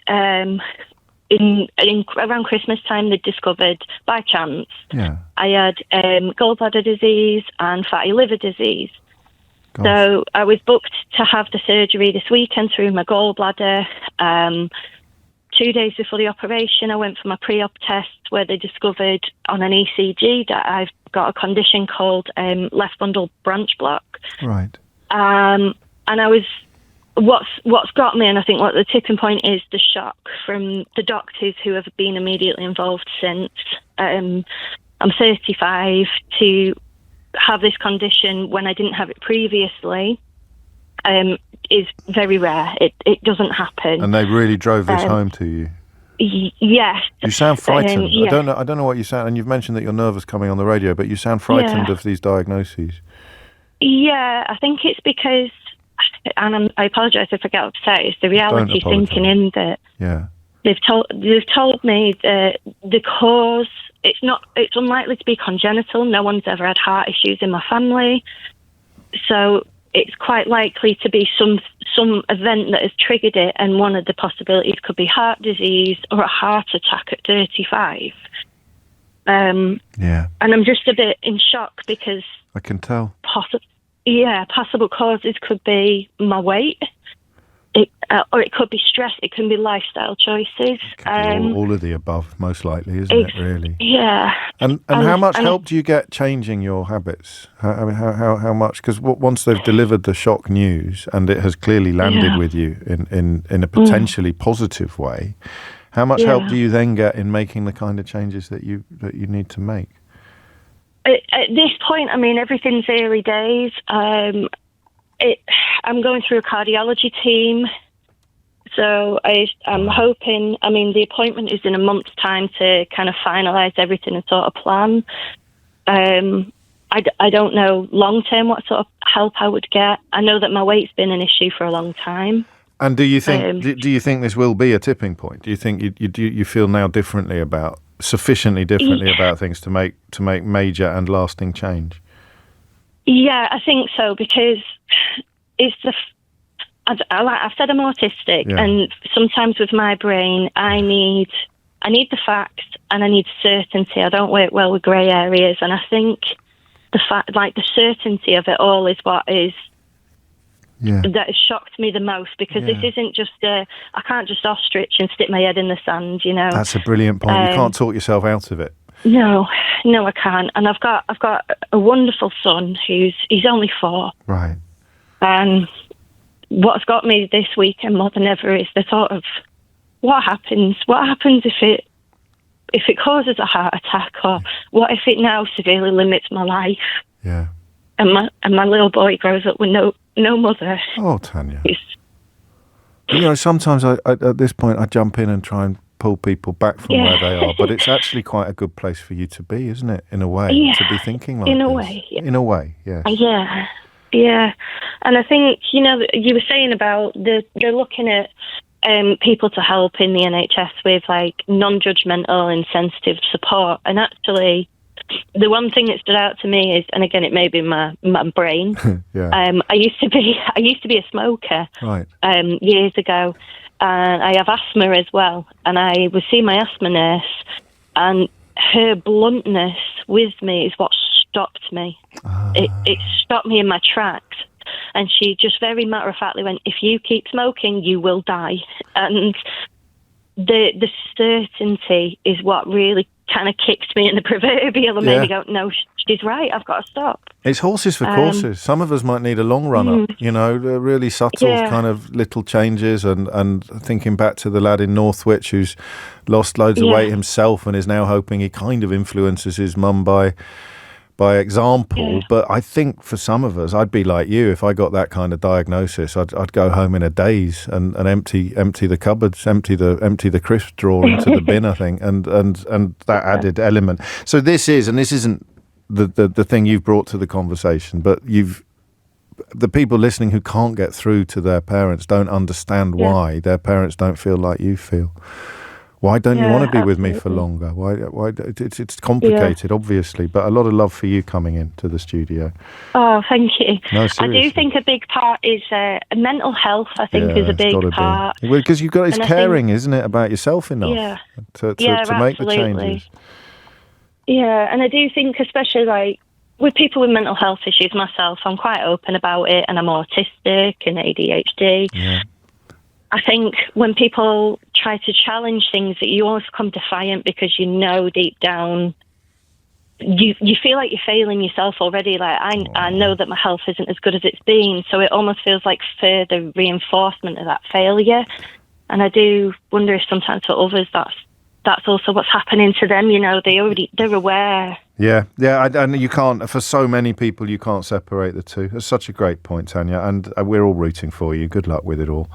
I just to lighten the mood, and I think you'll appreciate this. Mark's been in touch to tell us. It starts with some very sad news. He says, my wife's Alzheimer disease is now at the unfiltered stage. She looked at me a few months ago and said to my 19.5 stone self, time to cut out the pies, boyo. It was so funny that I did, and I'm now 16 stone. Humour turned out to be my turning point, writes Mark in Llanelli, which is proof of the pudding that we were discussing together with Tanya about horses for courses, and what works for you isn't necessarily going to work for other people. Mark just needed a joke from his unfiltered wife. Tanya needed a big shot from a doctor. I don't know what you need, and I don't know what your mum needs or your dad needs that you haven't yet been able to find in order to help them. After the latest break, Simon Marks joins us live from Washington to help with our almost futile and fruitless mission to which we are dedicated and which we have chosen to accept, of trying to keep up to date with the madness happening in the White House and beyond. I've got no idea what he's going to bring to our attention, but some of it you might have heard of and some of it you probably haven't. James O'Brien on LBC. It is 11:53. Simon Marks, live from Washington, D.C. He already provides Nick Abbott and his listeners with regular scheduled updates on the state of the nation, the state of the union. And of course, Tom Swarbrick has the privilege and pleasure of hosting Simon's weekly letter from America. But we definitely need to be hearing more from you, Simon. The problem I have is knowing where to start. Well, James, I think we should start with the fact that over the weekend, it's perfectly possible that this country crossed the Rubicon. I think it's always going to be difficult for historians to determine precisely the moment at which American democracy may have died. But it's possible that it died with those deportation flights that Donald Trump ordered of Venezuelans, sending them on planes to El Salvador and Honduras in direct, flagrant contravention of a judge's court order. And what we witnessed play out yesterday in a courtroom here in Washington, D.C., where the judge who had ordered planes not to take off and any planes that were in the air to turn around in mid-flight and return to the United States was just the most shameful efforts to derail the judiciary. And not just coming from the Department of Justice lawyers in the courtroom itself, but even coming from President Trump's border czar, Tom Homan. Take a listen to what he had to say yesterday to Fox News. We made a promise to the American people. The President Trump has made a promise to American people. We're going to make this country safe again. I wake up every morning loving my job because I work for the greatest president in the history of my life, and we're going to make this country safe again. I'm proud to be a part of this administration. We're not stopping. I don't care what the judges think. I don't care what the left thinks. We're coming. I don't care what the judges think. Essentially the poster child slogan now for this administration. And if they continue to try and bulldoze the courts and simply ignore court orders, and there are now multiple court orders that they're ignoring on a variety of different issues, but this issue on Saturday was particularly egregious. At that point, America's constitutional order has died. And for people who perhaps are seduced by the claims that the deportees were all gang members, which they may be, the point is nothing had been proved. There had been no due process. They were rounded up. There have been no trials. They have rights to be in due process, if you like, and they've just ridden roughshod over all of that. So this is how it always happens, Simon, and the idea that you start off attacking the rule of law using individuals who don't necessarily generate public sympathy. But the point is, you have now ridden roughshod over the rule of law, which means it's guaranteed protection of everybody has been jeopardised, if not, to listen to you, if not already actually removed. Yes, absolutely. I mean, those 238 detainees that were taken to El Salvador, filmed on their arrival, being manhandled, pretty brutally treated by the El Salvadorian authorities. El Salvador, of course, is being paid by the United States now to detain them. They were all thrown into a terrorist detention centre where they're going to be engaged in hard labour for at least the next year. We have no idea who they are. No due process. You have to take it on trust from this administration that they are the worst of the worst, that this 18th century law, the Aliens Enemies Act, that Donald Trump has reached back in time to use in a bid to get them out of the United States, actually is legally applicable in this case, which the judge here in Washington, D.C. seriously doubts. And there have been other incidents as well, where a doctor returning from Lebanon to work at Brown University's medical center up in New Hampshire was turned around at Boston Airport. She had a valid H-1B visa. Again, a court order had been issued saying she must not be removed from the country unless the courts were given 48 hours notice and a chance to review the case. She was put on a plane and sent back to Paris and then on to Lebanon with no explanation for why they had taken this action. It's happening again and again and again. And that's before we get to what appears to be the illegal shutdown of not just Voice of America. I know you talked about that on the program yesterday. But other institutions. The US Institute of Peace, basically invaded yesterday by Elon Musk's Doge. I was coming to that, actually, and literally staff marching into the Institute of Peace and evicting the officials in there. Can I ask you a slightly strange question? I'm struggling to keep up. You know, it's one of the reasons that we've been in touch off air over the last couple of days. We haven't talked as much, perhaps, as we should have done about the Colombian student who has been locked up and who is now enjoying words of support from, I'll read one. I am a Jewish student at Columbia. Mahmoud Khalil is one of the most upstanding people I have ever met. All sorts of testimonials coming in for this chap who also worked for the UK government in Syria. You mentioned Voice of America. You didn't mention, because there isn't time and room, the fact that the US Director of National Intelligence, Tulsi Gabbard, is retweeting far-right propagandists claiming that organisations like Voice of America and Radio Free Europe produce and disseminate far-left propaganda hostile to conservatives in Central European countries. You've brought to our attention today, in passing, the evictions of officials from the Peace Institute, and you've begun by describing to us what is, however you dice it, an attack upon the rule of law. How are you not drowning, Simon?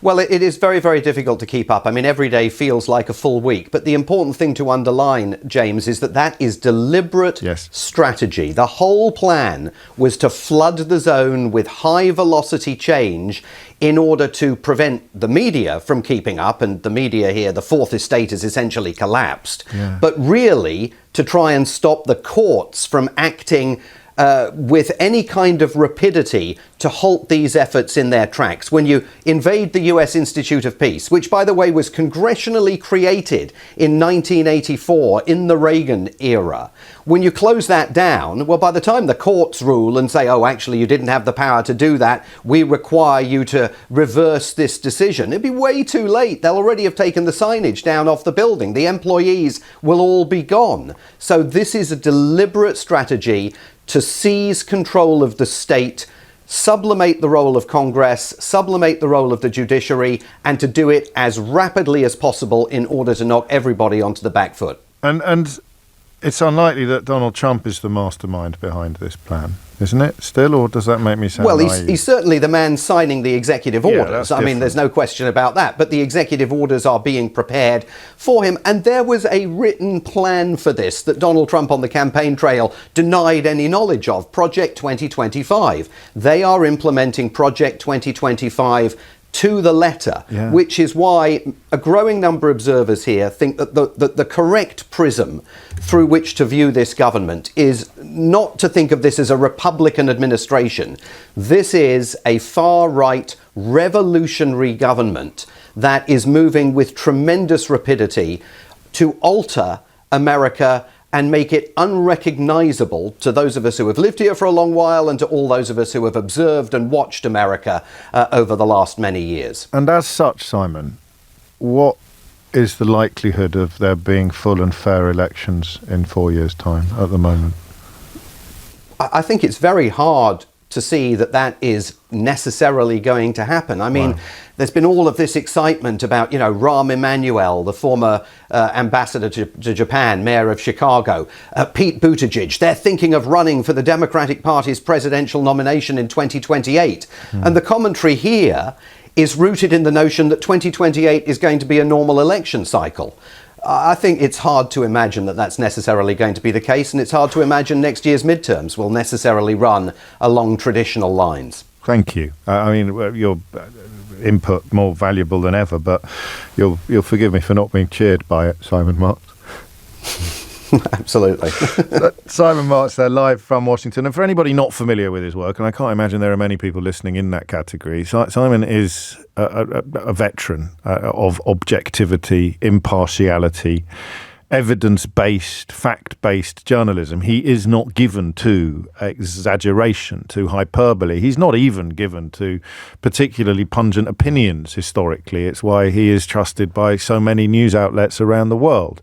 So to hear a friend and colleague speaking about events in the United States of America in those terms is chilling. Absolutely chilling. And, of course, crucially, completely unsurprising. James O'Brien on LBC. 7 minutes after 12, and I will make sure Simon knows about all your messages of good wishes and indeed gratitude as he continues to fight the good fight in a journalistic environment that is making it increasingly difficult to do so. I don't know what your plans are or what your thoughts are about even visiting the United States of America at the moment, but it's happening in real time under our noses. And the occasional Billy Buncher numbers with a bulldog avatar on social media will profess to be delighted by it, but that's because they're very stupid. Impossible for anybody, either honest or intelligent, and ideally both, to be anything but spooked to the core, chilled to the core by what is happening now in real time. And of course, remember the Niemöller poem. I don't care about some Syrian bloke who organised pro-Palestinian, helped organise pro-Palestinian protests at Columbia University. First they came for him and I didn't do anything because I'm not a Syrian bloke who used to work for the UK government and helped organise peaceful protests at Columbia University and enjoys the admiration and support of many fellow students who happen to be Jewish supporters of Israel. I'm not him, so why should I care? I'm not someone who's Venezuelan and may or may not be a gangster, so why should I care about the rule of law being abandoned and people being deported? Not only that, I'm going to join in the celebrations that Donald Trump and his acolytes are inviting me to join. I don't work for Voice of America. I'm not living in totalitarian Europe, relying upon these publicly funded outlets to get some idea of what life is like elsewhere in the world. Imagine what it would have been like in communist era Hungary or Poland without Radio Free Europe to keep people abreast of what was actually going on beyond the Iron Curtain. I'm not one of them, so why should I care about the abolition of these media outlets, these truly objective media outlets, when I can just tune into media outlets or buy a newspaper that's owned by a Donald Trump disciple? And why should I care if Tulsi Gabbard herself is sharing far-right propaganda on social media, telling lies about American journalists? I'm not a member of staff in the actual US Institute of Peace. I'm not an official there, so why should I care about officials in the US Institute of Peace being evicted? And it's a poem that gets cited an awful lot. And Niemöller is a fascinating person whose life is, his history, his record, his CV, if you like, was not one of immediate realization. I think he was writing about himself. That's the point you have to remember. when he wrote, first they came for the trade unionists and I did not do anything because I was not a trade unionist. Let's do it. Let's do a 21st century version, shall we? First they came for Venezuelans and I did not do anything because I wasn't Venezuelan. Then they came for Syrians with green cards who had organised protests, peaceful protests at Columbia University in the land of the free. And I did not do anything because I wasn't a bloke with a green card who organised peaceful protests at Syria University. So I did nothing. And then they came for the staff at the Institute of Peace, the US Institute of Peace. And I did not do anything because I was not an official in the US Institute of Peace. And on it will go. That's how it always works. It never stops. Right, we're happy now. We've broken enough rules, we've recalibrated enough traditions, we've rewritten enough of the Constitution. We're going to stop going after people now because it's all they can do is go after people and throw this false, fake red meat to the following.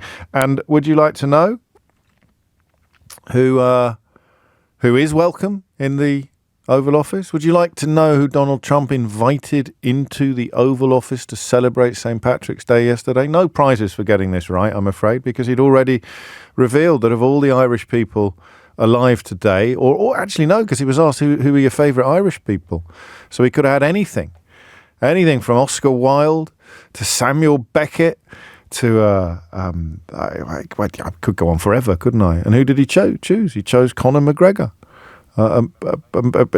First of all, couldn't remember his full name, and then his mixed martial arts exponent, who was found by a Irish court in a civil case to have sexually assaulted a woman who accused him of rape. £250,000 worth, €250,000 worth of damages. And Donald Trump, of course, sued a woman who accused him of rape for libel and lost. So I guess they have something to talk about together when the cameras are not there. That's who's welcome. Not just in Donald Trump's United States, but in the actual Oval Office. There we are. It is 12 minutes after 12. I've also got some updates for you with regard to the conversations we had in the first 2 hours of this programme. Two in particular seem pertinent, but Kim in New Romney has been waiting for ages. And frankly, that's not fair. Kim, steer me back to the conversation about whether or not anybody else can ever be your wake-up call when it comes to weight and health. Hi, James. Hello, Kim. So I am a 67-year-old lady. Yes. Who has suffered with being overweight since about the age of 20. And morbidly obese, really, since the age of 20. Right. I've gone on many, many, many diets. I don't enjoy being fat. It's not something I want to be. And I've gone on all the diets you can ever think of, considered surgery. And I've got a heart condition. I've been told by a cardiologist, you need to lose weight, Kim. And I've been told many times, it's your weight that's causing it. And do you come out of the consultation room determined to make some changes? No. Oh. I come out of the consultation room going, skinny people get heart conditions as well as fat people. Skinny people get diabetes as well as fat people. Yeah. So I always feel quite angry and feel like, they blame my overweight on everything. Yeah, okay. That's really honest of you and really helpful. Thank you. Thank you. Since the age of 50, as a younger fat person, I was always a fairly fit person. Yeah, okay. But from the age of 50, after going through the menopause, that's when it all started to hit me, really, and got arthritis in my knees and got this heart condition. And I went up to at my highest, I was 25 stone. Wow. I've been not well with, I think, probably long COVID the last 2 years. Yeah. And I've been about 24 stone most of it. I'd lost a lot of weight, met a lovely man, got married, and then caught this virus, whatever it was, and put on about 5 stone. Through not being well, being housebound, not being able to breathe, not being able to walk very far, literally being, from a fit woman, being bedbound. And I think I just woke up one morning 10 weeks ago. Yeah. And it is emotional. I live in a lovely area. I live by the sea. Out of my bedroom window, I can see the sea. I've got a lovely beach. But I've never been able, since we've lived here 2 years, and I've never been able to walk on that beach. Walk my dog or walk with my new husband, because I've not been well. And I just looked out the window and I thought, the NHS aren't helping you here, Kim. I'm not really getting any answers. I cannot bear being this way. It's too much for me. I just felt like I couldn't move, and I decided to pay for. I did a bit of research on Manjaro, and decided to pay for it.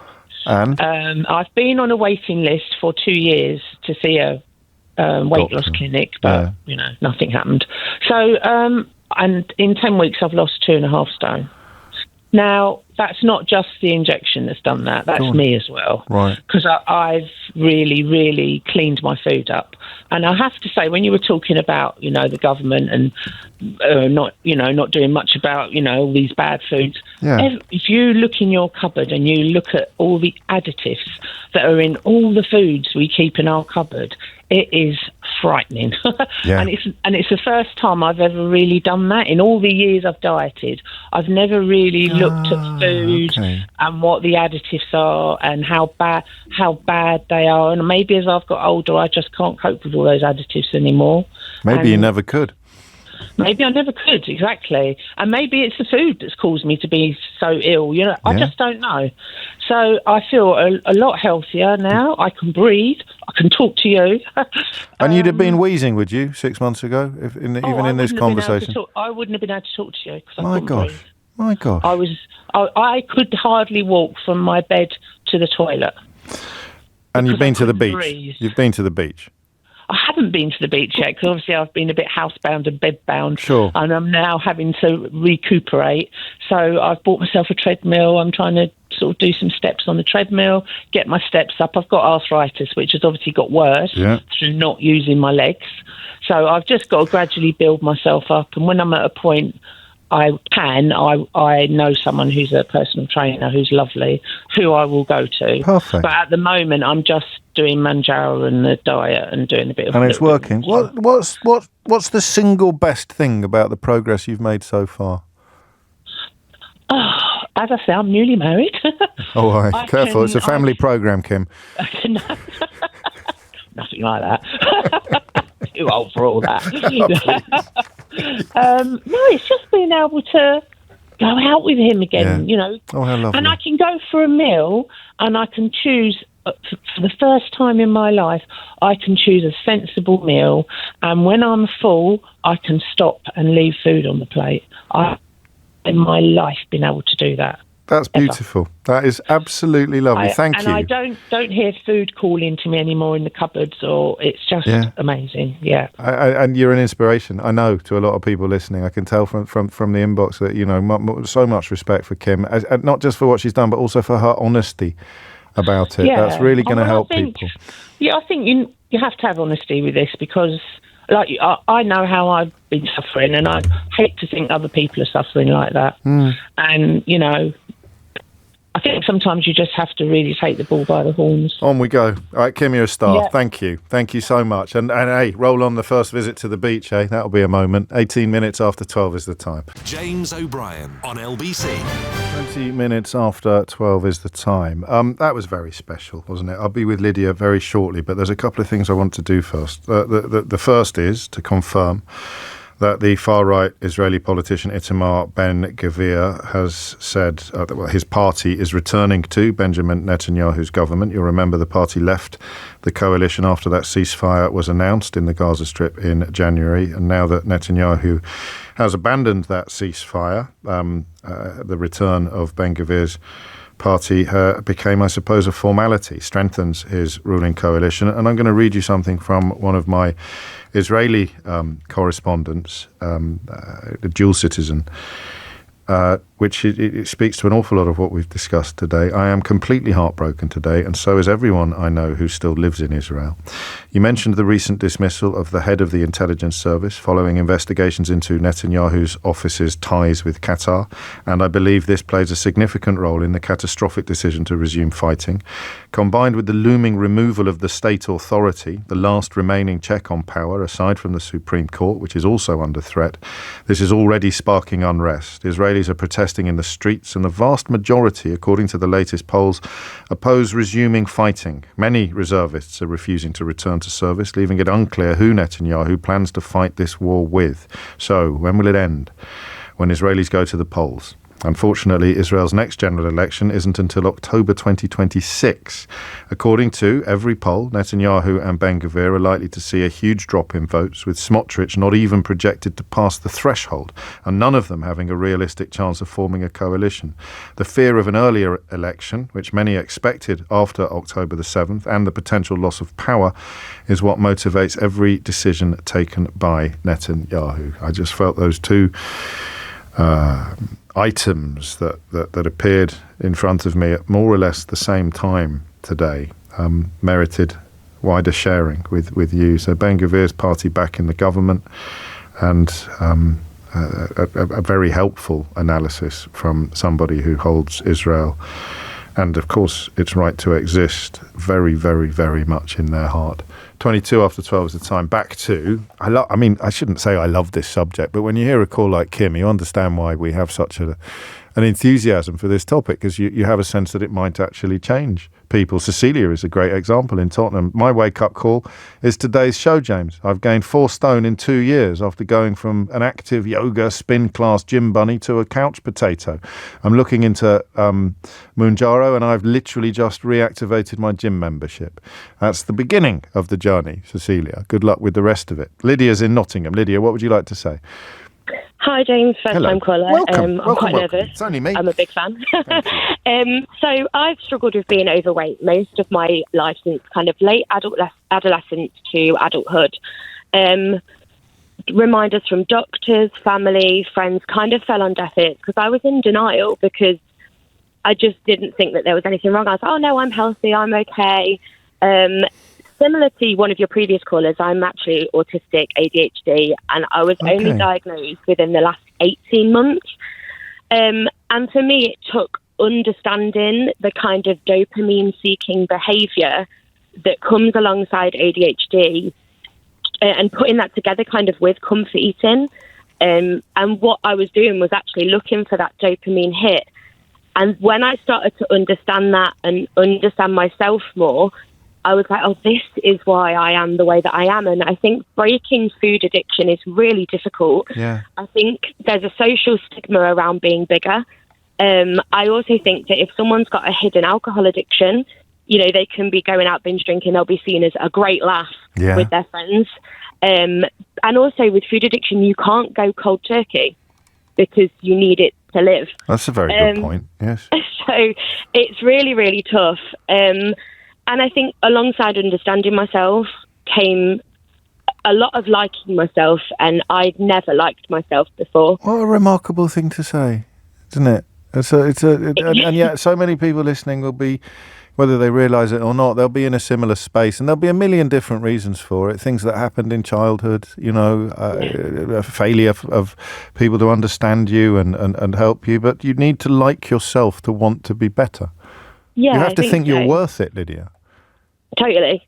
Gosh. I think that's what it is. You have to owe yourself. You do it because you care about yourself. And, alongside undiagnosed autism and ADHD particularly comes like burnout and depression and anxiety. And you stop caring about those things. And your brain is so focused on finding that dopamine, whether it's, gambling, alcohol, drugs, anything.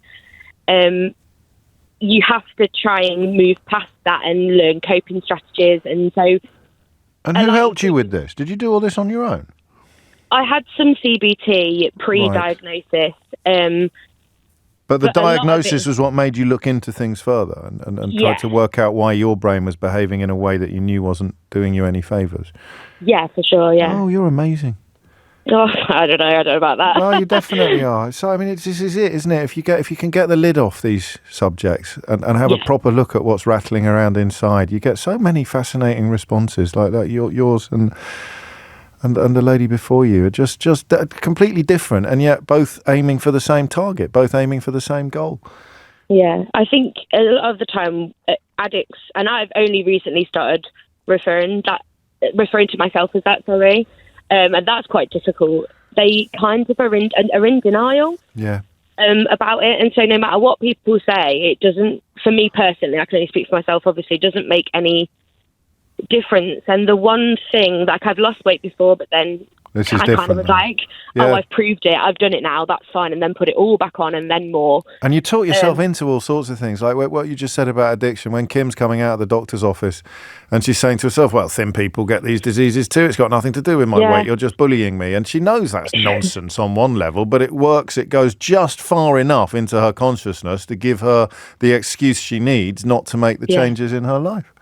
And I think when the compulsion is that strong, you can justify anything to yourself. And the one thing that's helped me is Mounjaro, and I don't think it is the easy thing. Hey, I'm backing off. I never actually said that, all right? I just maybe gave the impression that that's what I was suggesting, but I absolutely accept that this is something that really helps with a process that involves an awful lot of effort and commitment from the patient, from the person as well at the same time. Yeah, I've lost 17 pounds. It's been so easy to do because that food noise stops. Yeah, that's what Kim said. You've got the added layer of like the kind of the judgment from people, not you, saying, "Oh well, you don't could tell anyone. Exercise. You could just Seriously, my mate told me I was out at a birthday party on Saturday night, and I mean, I think he had to tell people because he'd gone from. He looked like George Clooney. I mean, it was absolutely ridiculous. So people, and also men are, idiots. So they would go, "What are you up to? Have you got a mistress or something like that?" And he's been really open with it from the beginning. But I don't think you need to tell people if you don't want to. Also, if people don't understand it, why bother? But exactly, it's working. That's it. It's working for you. You're brilliant. Keep it up. And I've got a sense you will. I've got a sense both you and Kim will. Keep it up because of there's something in your voice that sounds like hope. Yeah, I think so. I mean, I hope I don't look like George Clooney. He's a very handsome man, but that's not the look I'm going for. So do I now. You mention it. 28 minutes after 12 is the time. Oh, dear. We are awaiting Liz Kendall's speech outlining welfare reforms, which I'm minded. Why do I say I'm minded? I'm taking it live, all right? So I don't know how long it's going to last for, whether it'll see us through to Sheila Fogarty time or whether we'll have to come off the back of it and start picking over the bones. But like a lot of you today, I've been struck by the passing of Pilot Officer John Paddy Hemingway, DFC, the very last of the Battle of Britain pilots, the happy few, the few that we rely upon, the few to which so many have never previously owned so much. And I don't know whether you find this, but it sat in my mind alongside the conversation we were having yesterday about military service and about the questions young people today might have about what it is that they are risking their lives for in the context of war. It was a conversation we had inspired by a German book that's been published, arguing that no one should really go to fight for a nation state. And the Daily Mail, of all places, has an article today that looks very much by a young person making very much the same arguments. I don't think. I presume it's because the country's too woke. I haven't read the article. I presume I'm not going to fight for this country because it's too woke. But I hope that's not what the article's about. Do a disservice. But I also said to you yesterday that I don't apologise for turning off my intellect sometimes when I think about people who do brave things. I've got a huge Achilles heel, as you know, for firefighters, for the military, for police officers, for people who run towards the trouble that the rest of us run away from, or the people who we call when we're in trouble. And you never know, do you, until you're faced with that moment. And almost all of us will never be faced with that moment. How will you behave? A lot of people in the United States at the moment are finding out how they would have behaved in 1930s Germany, and there'll be an awful lot of denial going on, but that is what's going on. That's why I want to play. Oh, go on, a quick idiot's corner before we all get too emotional. Andrew's been in touch. He said, James, you just said men are idiots. This is a bigoted comment. You would never say women are idiots. Writes Andrew in Chelsea. Oh, come on, mate, lighten up. I want to play you a little clip of Paddy Hemingway, DFC, describing an episode during the Battle of Britain, of which he was the last surviving participant, and he is no longer with us. Here he is. In the meantime, I'd spun down from 18,000 feet down to about 8 or 7, and then I thought, full of confidence, I set out for England. I had no hope of getting to England, so I thought to land in an aeroplane in the sea was a dangerous thing. So I bailed out and landed in the sea, shed everything I could shed, jellyfish everywhere, and thought I was still swimming 2 hours later, but the boat that bumped into me was a rowboat from the lightship. I said, no, I was just rolling in the waves. Rolling in the waves. You take the strangest lines from things like that, don't you? Full of jellyfish, things you remember. God rest his soul. It's 12:32. Amelia Cox is here now with you. James O'Brien on LBC. It is 12:35 and you are listening to James O'Brien on LBC, where we're moving into one of those magical moments of our time together where I'm charged with filling time until someone stands up in the House of Commons and starts speaking. In this case, the Work and Pension Secretary, Liz Kendall. And I mean, we're in the middle of quite an emotional conversation, and so I'm always slightly reluctant to take a call with the caveat that we might pull out in a crucial moment to cross live to the House of Commons. So I'm just going to look at my colleagues and see if they can communicate with me using perhaps the power of mime. Shall I take Damien's call, even with the caveat that we might have to cut him off in his prime on quite an emotional matter, or shall I continue to fill time in a very creative and amusing, not to mention entertaining fashion? I think we're going to cross to the House of Commons now, actually, so that solves that problem. Mr. Speaker, this government is ambitious for our people and our country, and we believe that unleashing the talents of the British people is the key to our future success. But the social security system we inherited from the Conservatives is failing the very people it is supposed to help and holding our country back. The facts speak for themselves. 1 in 10 people of working age now claiming a sickness or disability benefit. Almost 1 million young people not in education, employment or training. That's 1 in 8 of all our young people. 2.8 million out of work due to long-term sickness.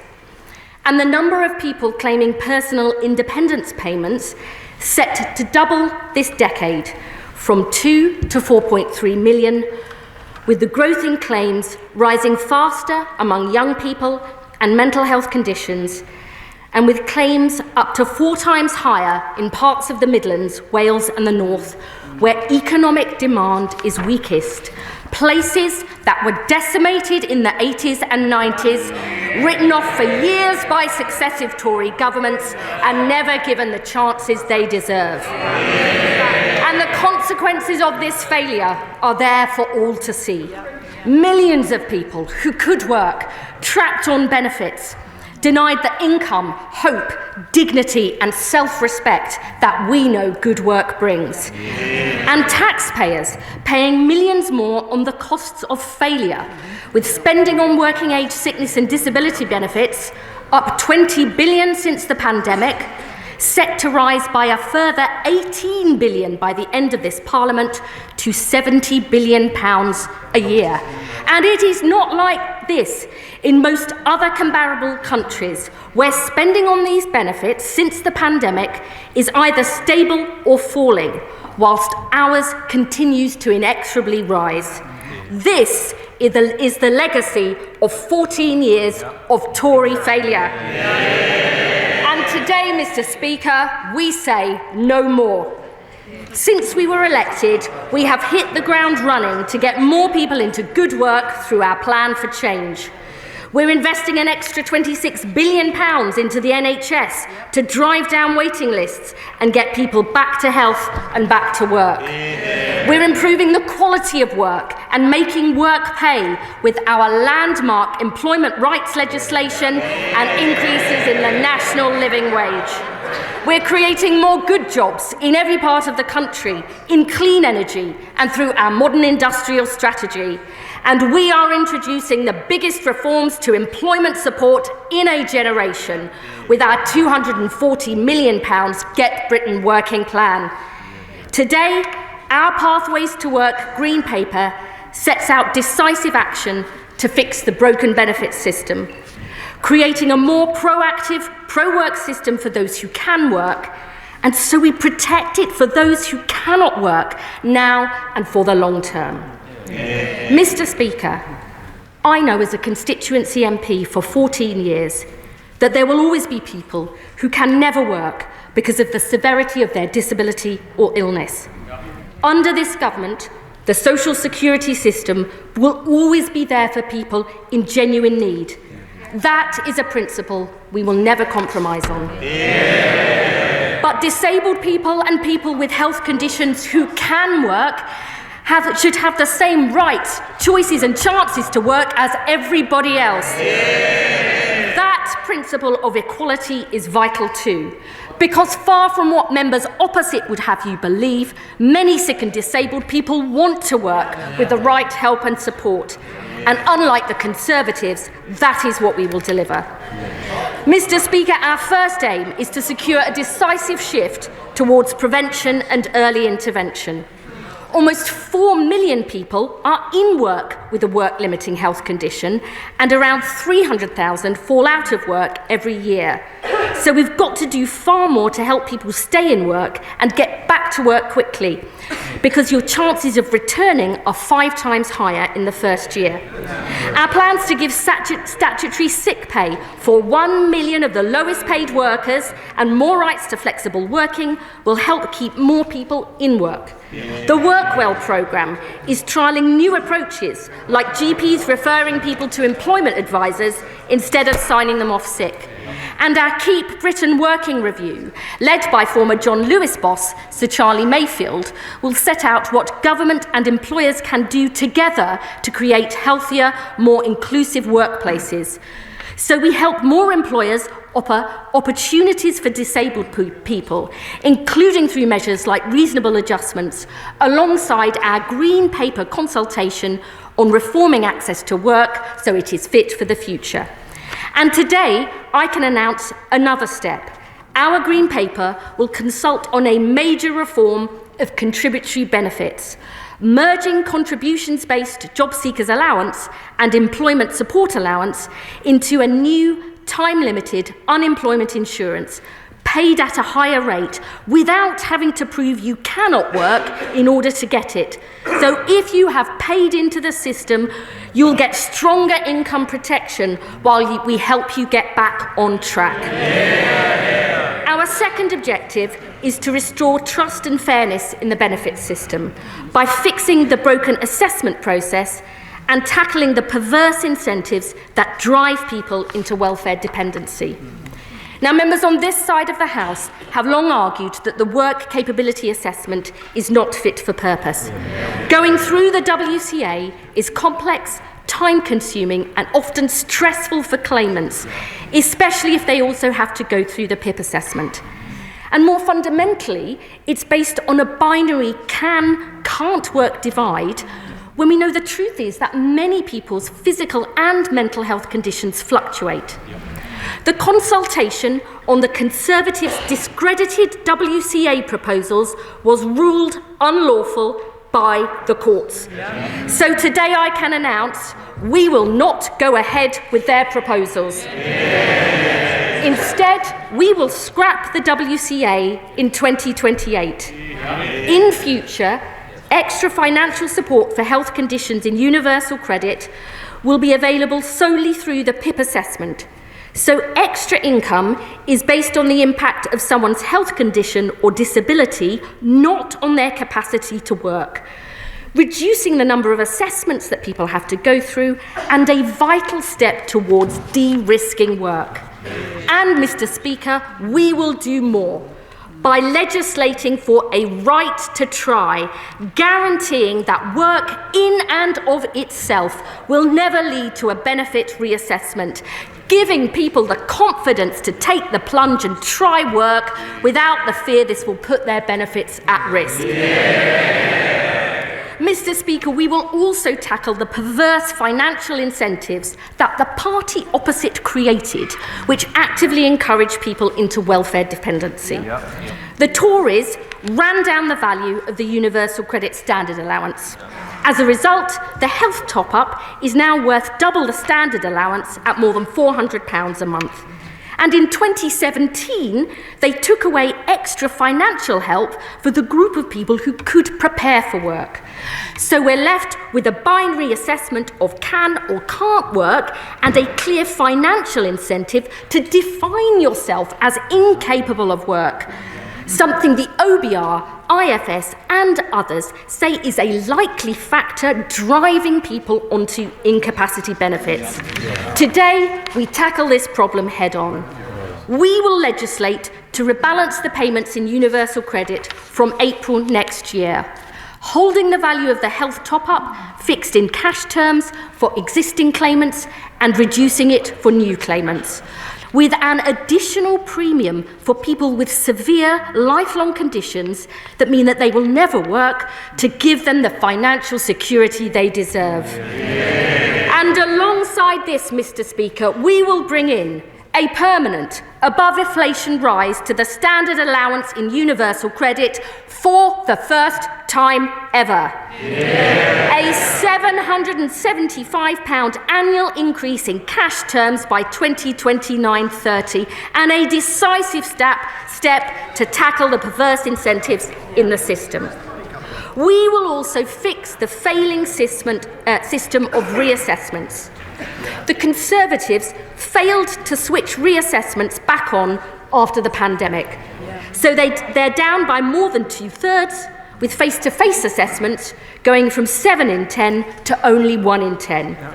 We will turn these reassessments back on at scale and shift the focus back to doing more face-to-face. And we will ensure they are recorded as standard to give confidence to claimants and taxpayers that they're being done properly. And Mr. Speaker, I can also announce for people on universal credit with the most severe disabilities and health conditions that will never improve, we want to ensure that they are never reassessed to give them the confidence and dignity they deserve.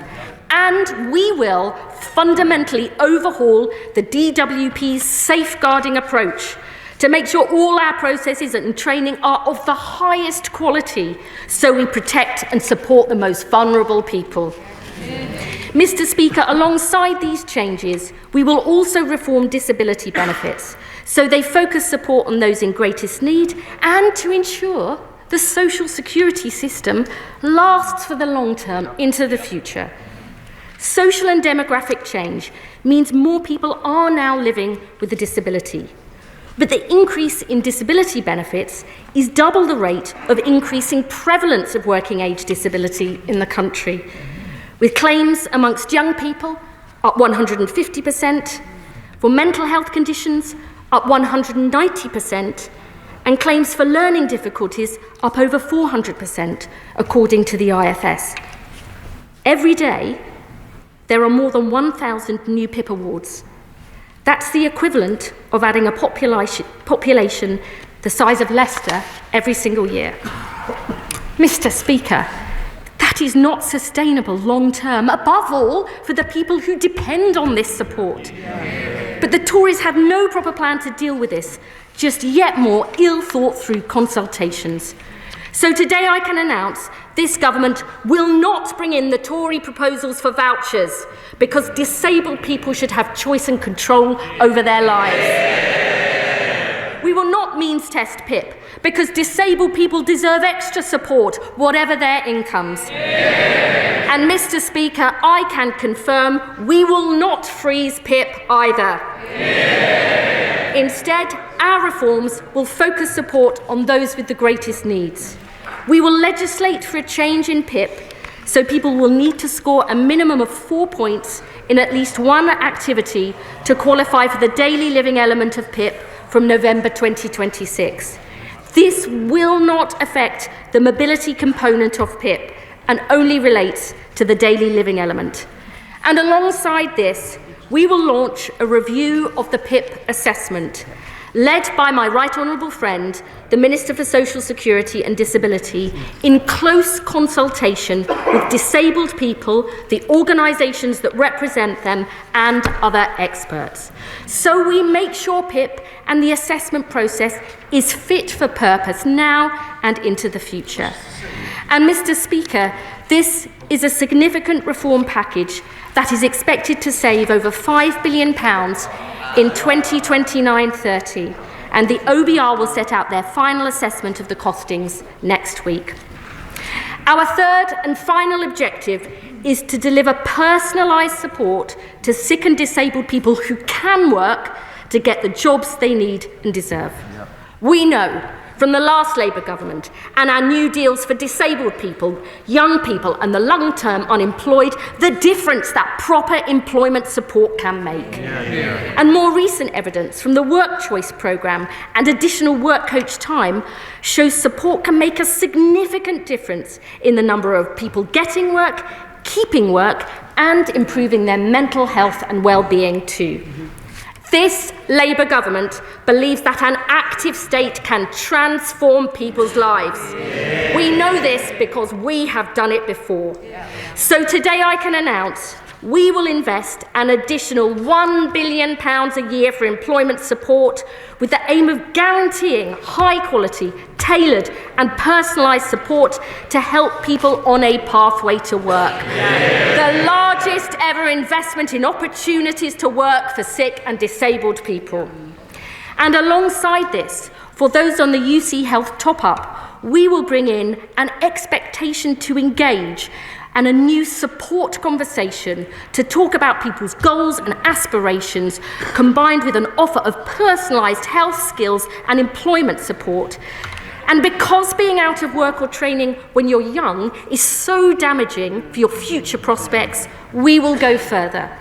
In addition to funding our youth guarantee through the £240 million Get Britain working plan, we will consult on delaying access to the health top-up in universal credit until someone is aged 22, with the savings reinvested into work support and training opportunities, so every young person is earning or learning and on a pathway to success. Yeah. Mr. Speaker, the Conservatives left a broken benefit system that's failing the people who depend on it and our country as a whole. The status quo is unacceptable, but it is not inevitable. We were elected on a mandate for change, to end the sticking plaster approach and tackle the root causes of problems in this country that have been ignored for too long. Because we believe in the value and potential of every single person, that we all have something positive to contribute and can make a difference, whether that's in paid work, in our families or communities, alongside our neighbours and friends. We will unleash this potential in every corner of the land, because we are as ambitious for the British people as they are for themselves. Today we take decisive action, and I commend this statement to the House. Shadow Secretary of State Helen Whately. Thank you, Mr. Speaker. And I thank the Right Honourable Lady for advance sight of her statement. She and I agree on one thing. The welfare bill is too high. Left unchecked, it will rise to 100 billion by the end of the decade. Spending more on sickness benefits than we do on defence is not the sign of a strong country. And this isn't just a question of money. We have 3 million working age people not working due to ill health, not filling the roles businesses need, not contributing to our economy, not fulfilling their own potential. Now, the best way to get the welfare bill down is to get people off benefits and into work. That is what we did year after year after taking office in 2010. Despite the once-in-a-century pandemic, there were 4 million more people in employment when we left office than the mess we inherited from Labour. Before the pandemic, economic inactivity was at a historic low.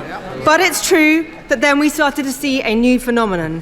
Growing numbers of people claiming sickness benefits, and particularly worryingly, young people. A system set up with good intentions to protect the most vulnerable in society had over time morphed into something broader, driven in part by a well-intentioned but not always helpful medicalisation of life's ups and downs. In government, we identified this problem. We worked up plans to tackle it, but at every point, Labour opposed them. In fact, the Chancellor said that not one single penny could be saved from benefits.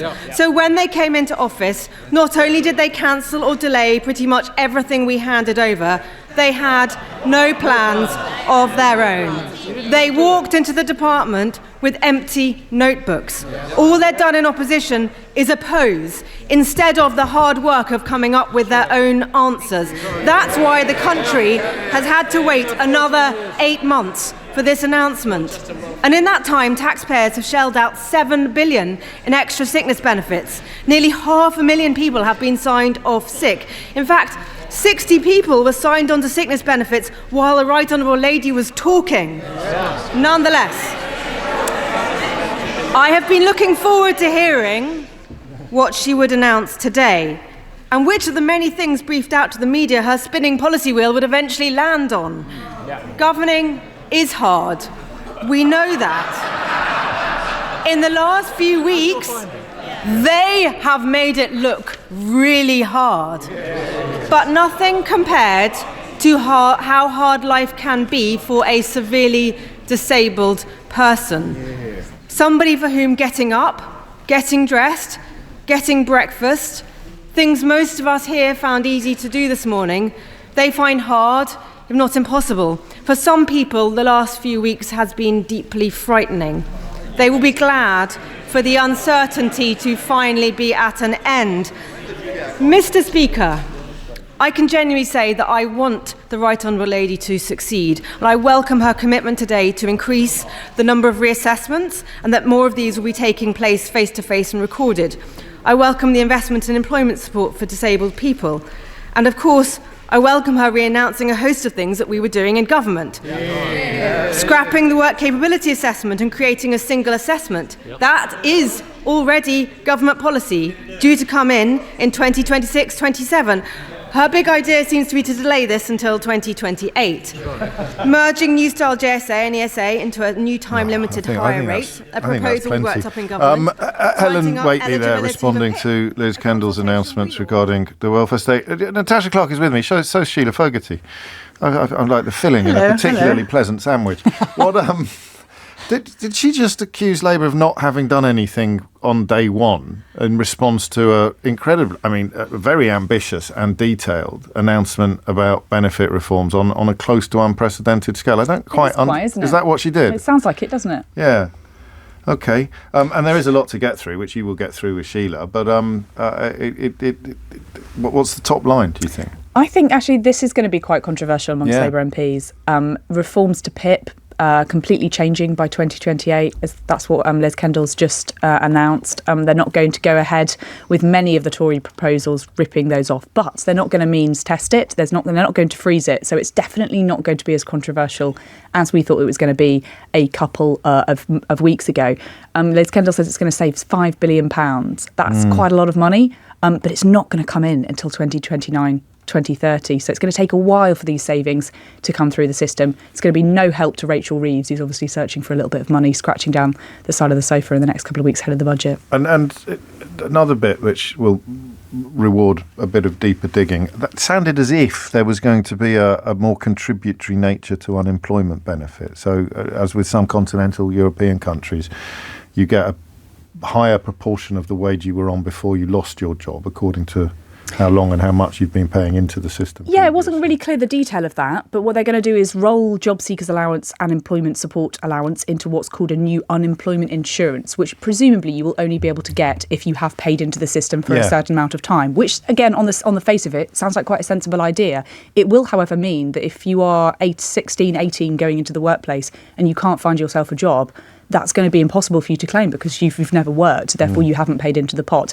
Potentially that is what ministers want to do, and to encourage people not to distinguish between to go straight the people benefits. who've never worked and the people who have exactly, and lost I think their jobs. People will probably see that as quite a fair idea. The PIP reassessment, I think, will be incredibly controversial. Reassessing what you can get PIP, that's going to mean mental health benefits are going to be cut. Indeed it is. I'll leave you with I think I'll leave you with Dave, who says Helen Whately's response was the equivalent of continually shouting "your mum" across the floor of the House of Commons. If you missed any of you missed any of today's show, you can listen back on Catch Up on Global Player, where you can also pause and rewind live radio, as well as listen to a range of podcasts, including James O'Brien Daily, the best bits of my show in 60 minutes every day.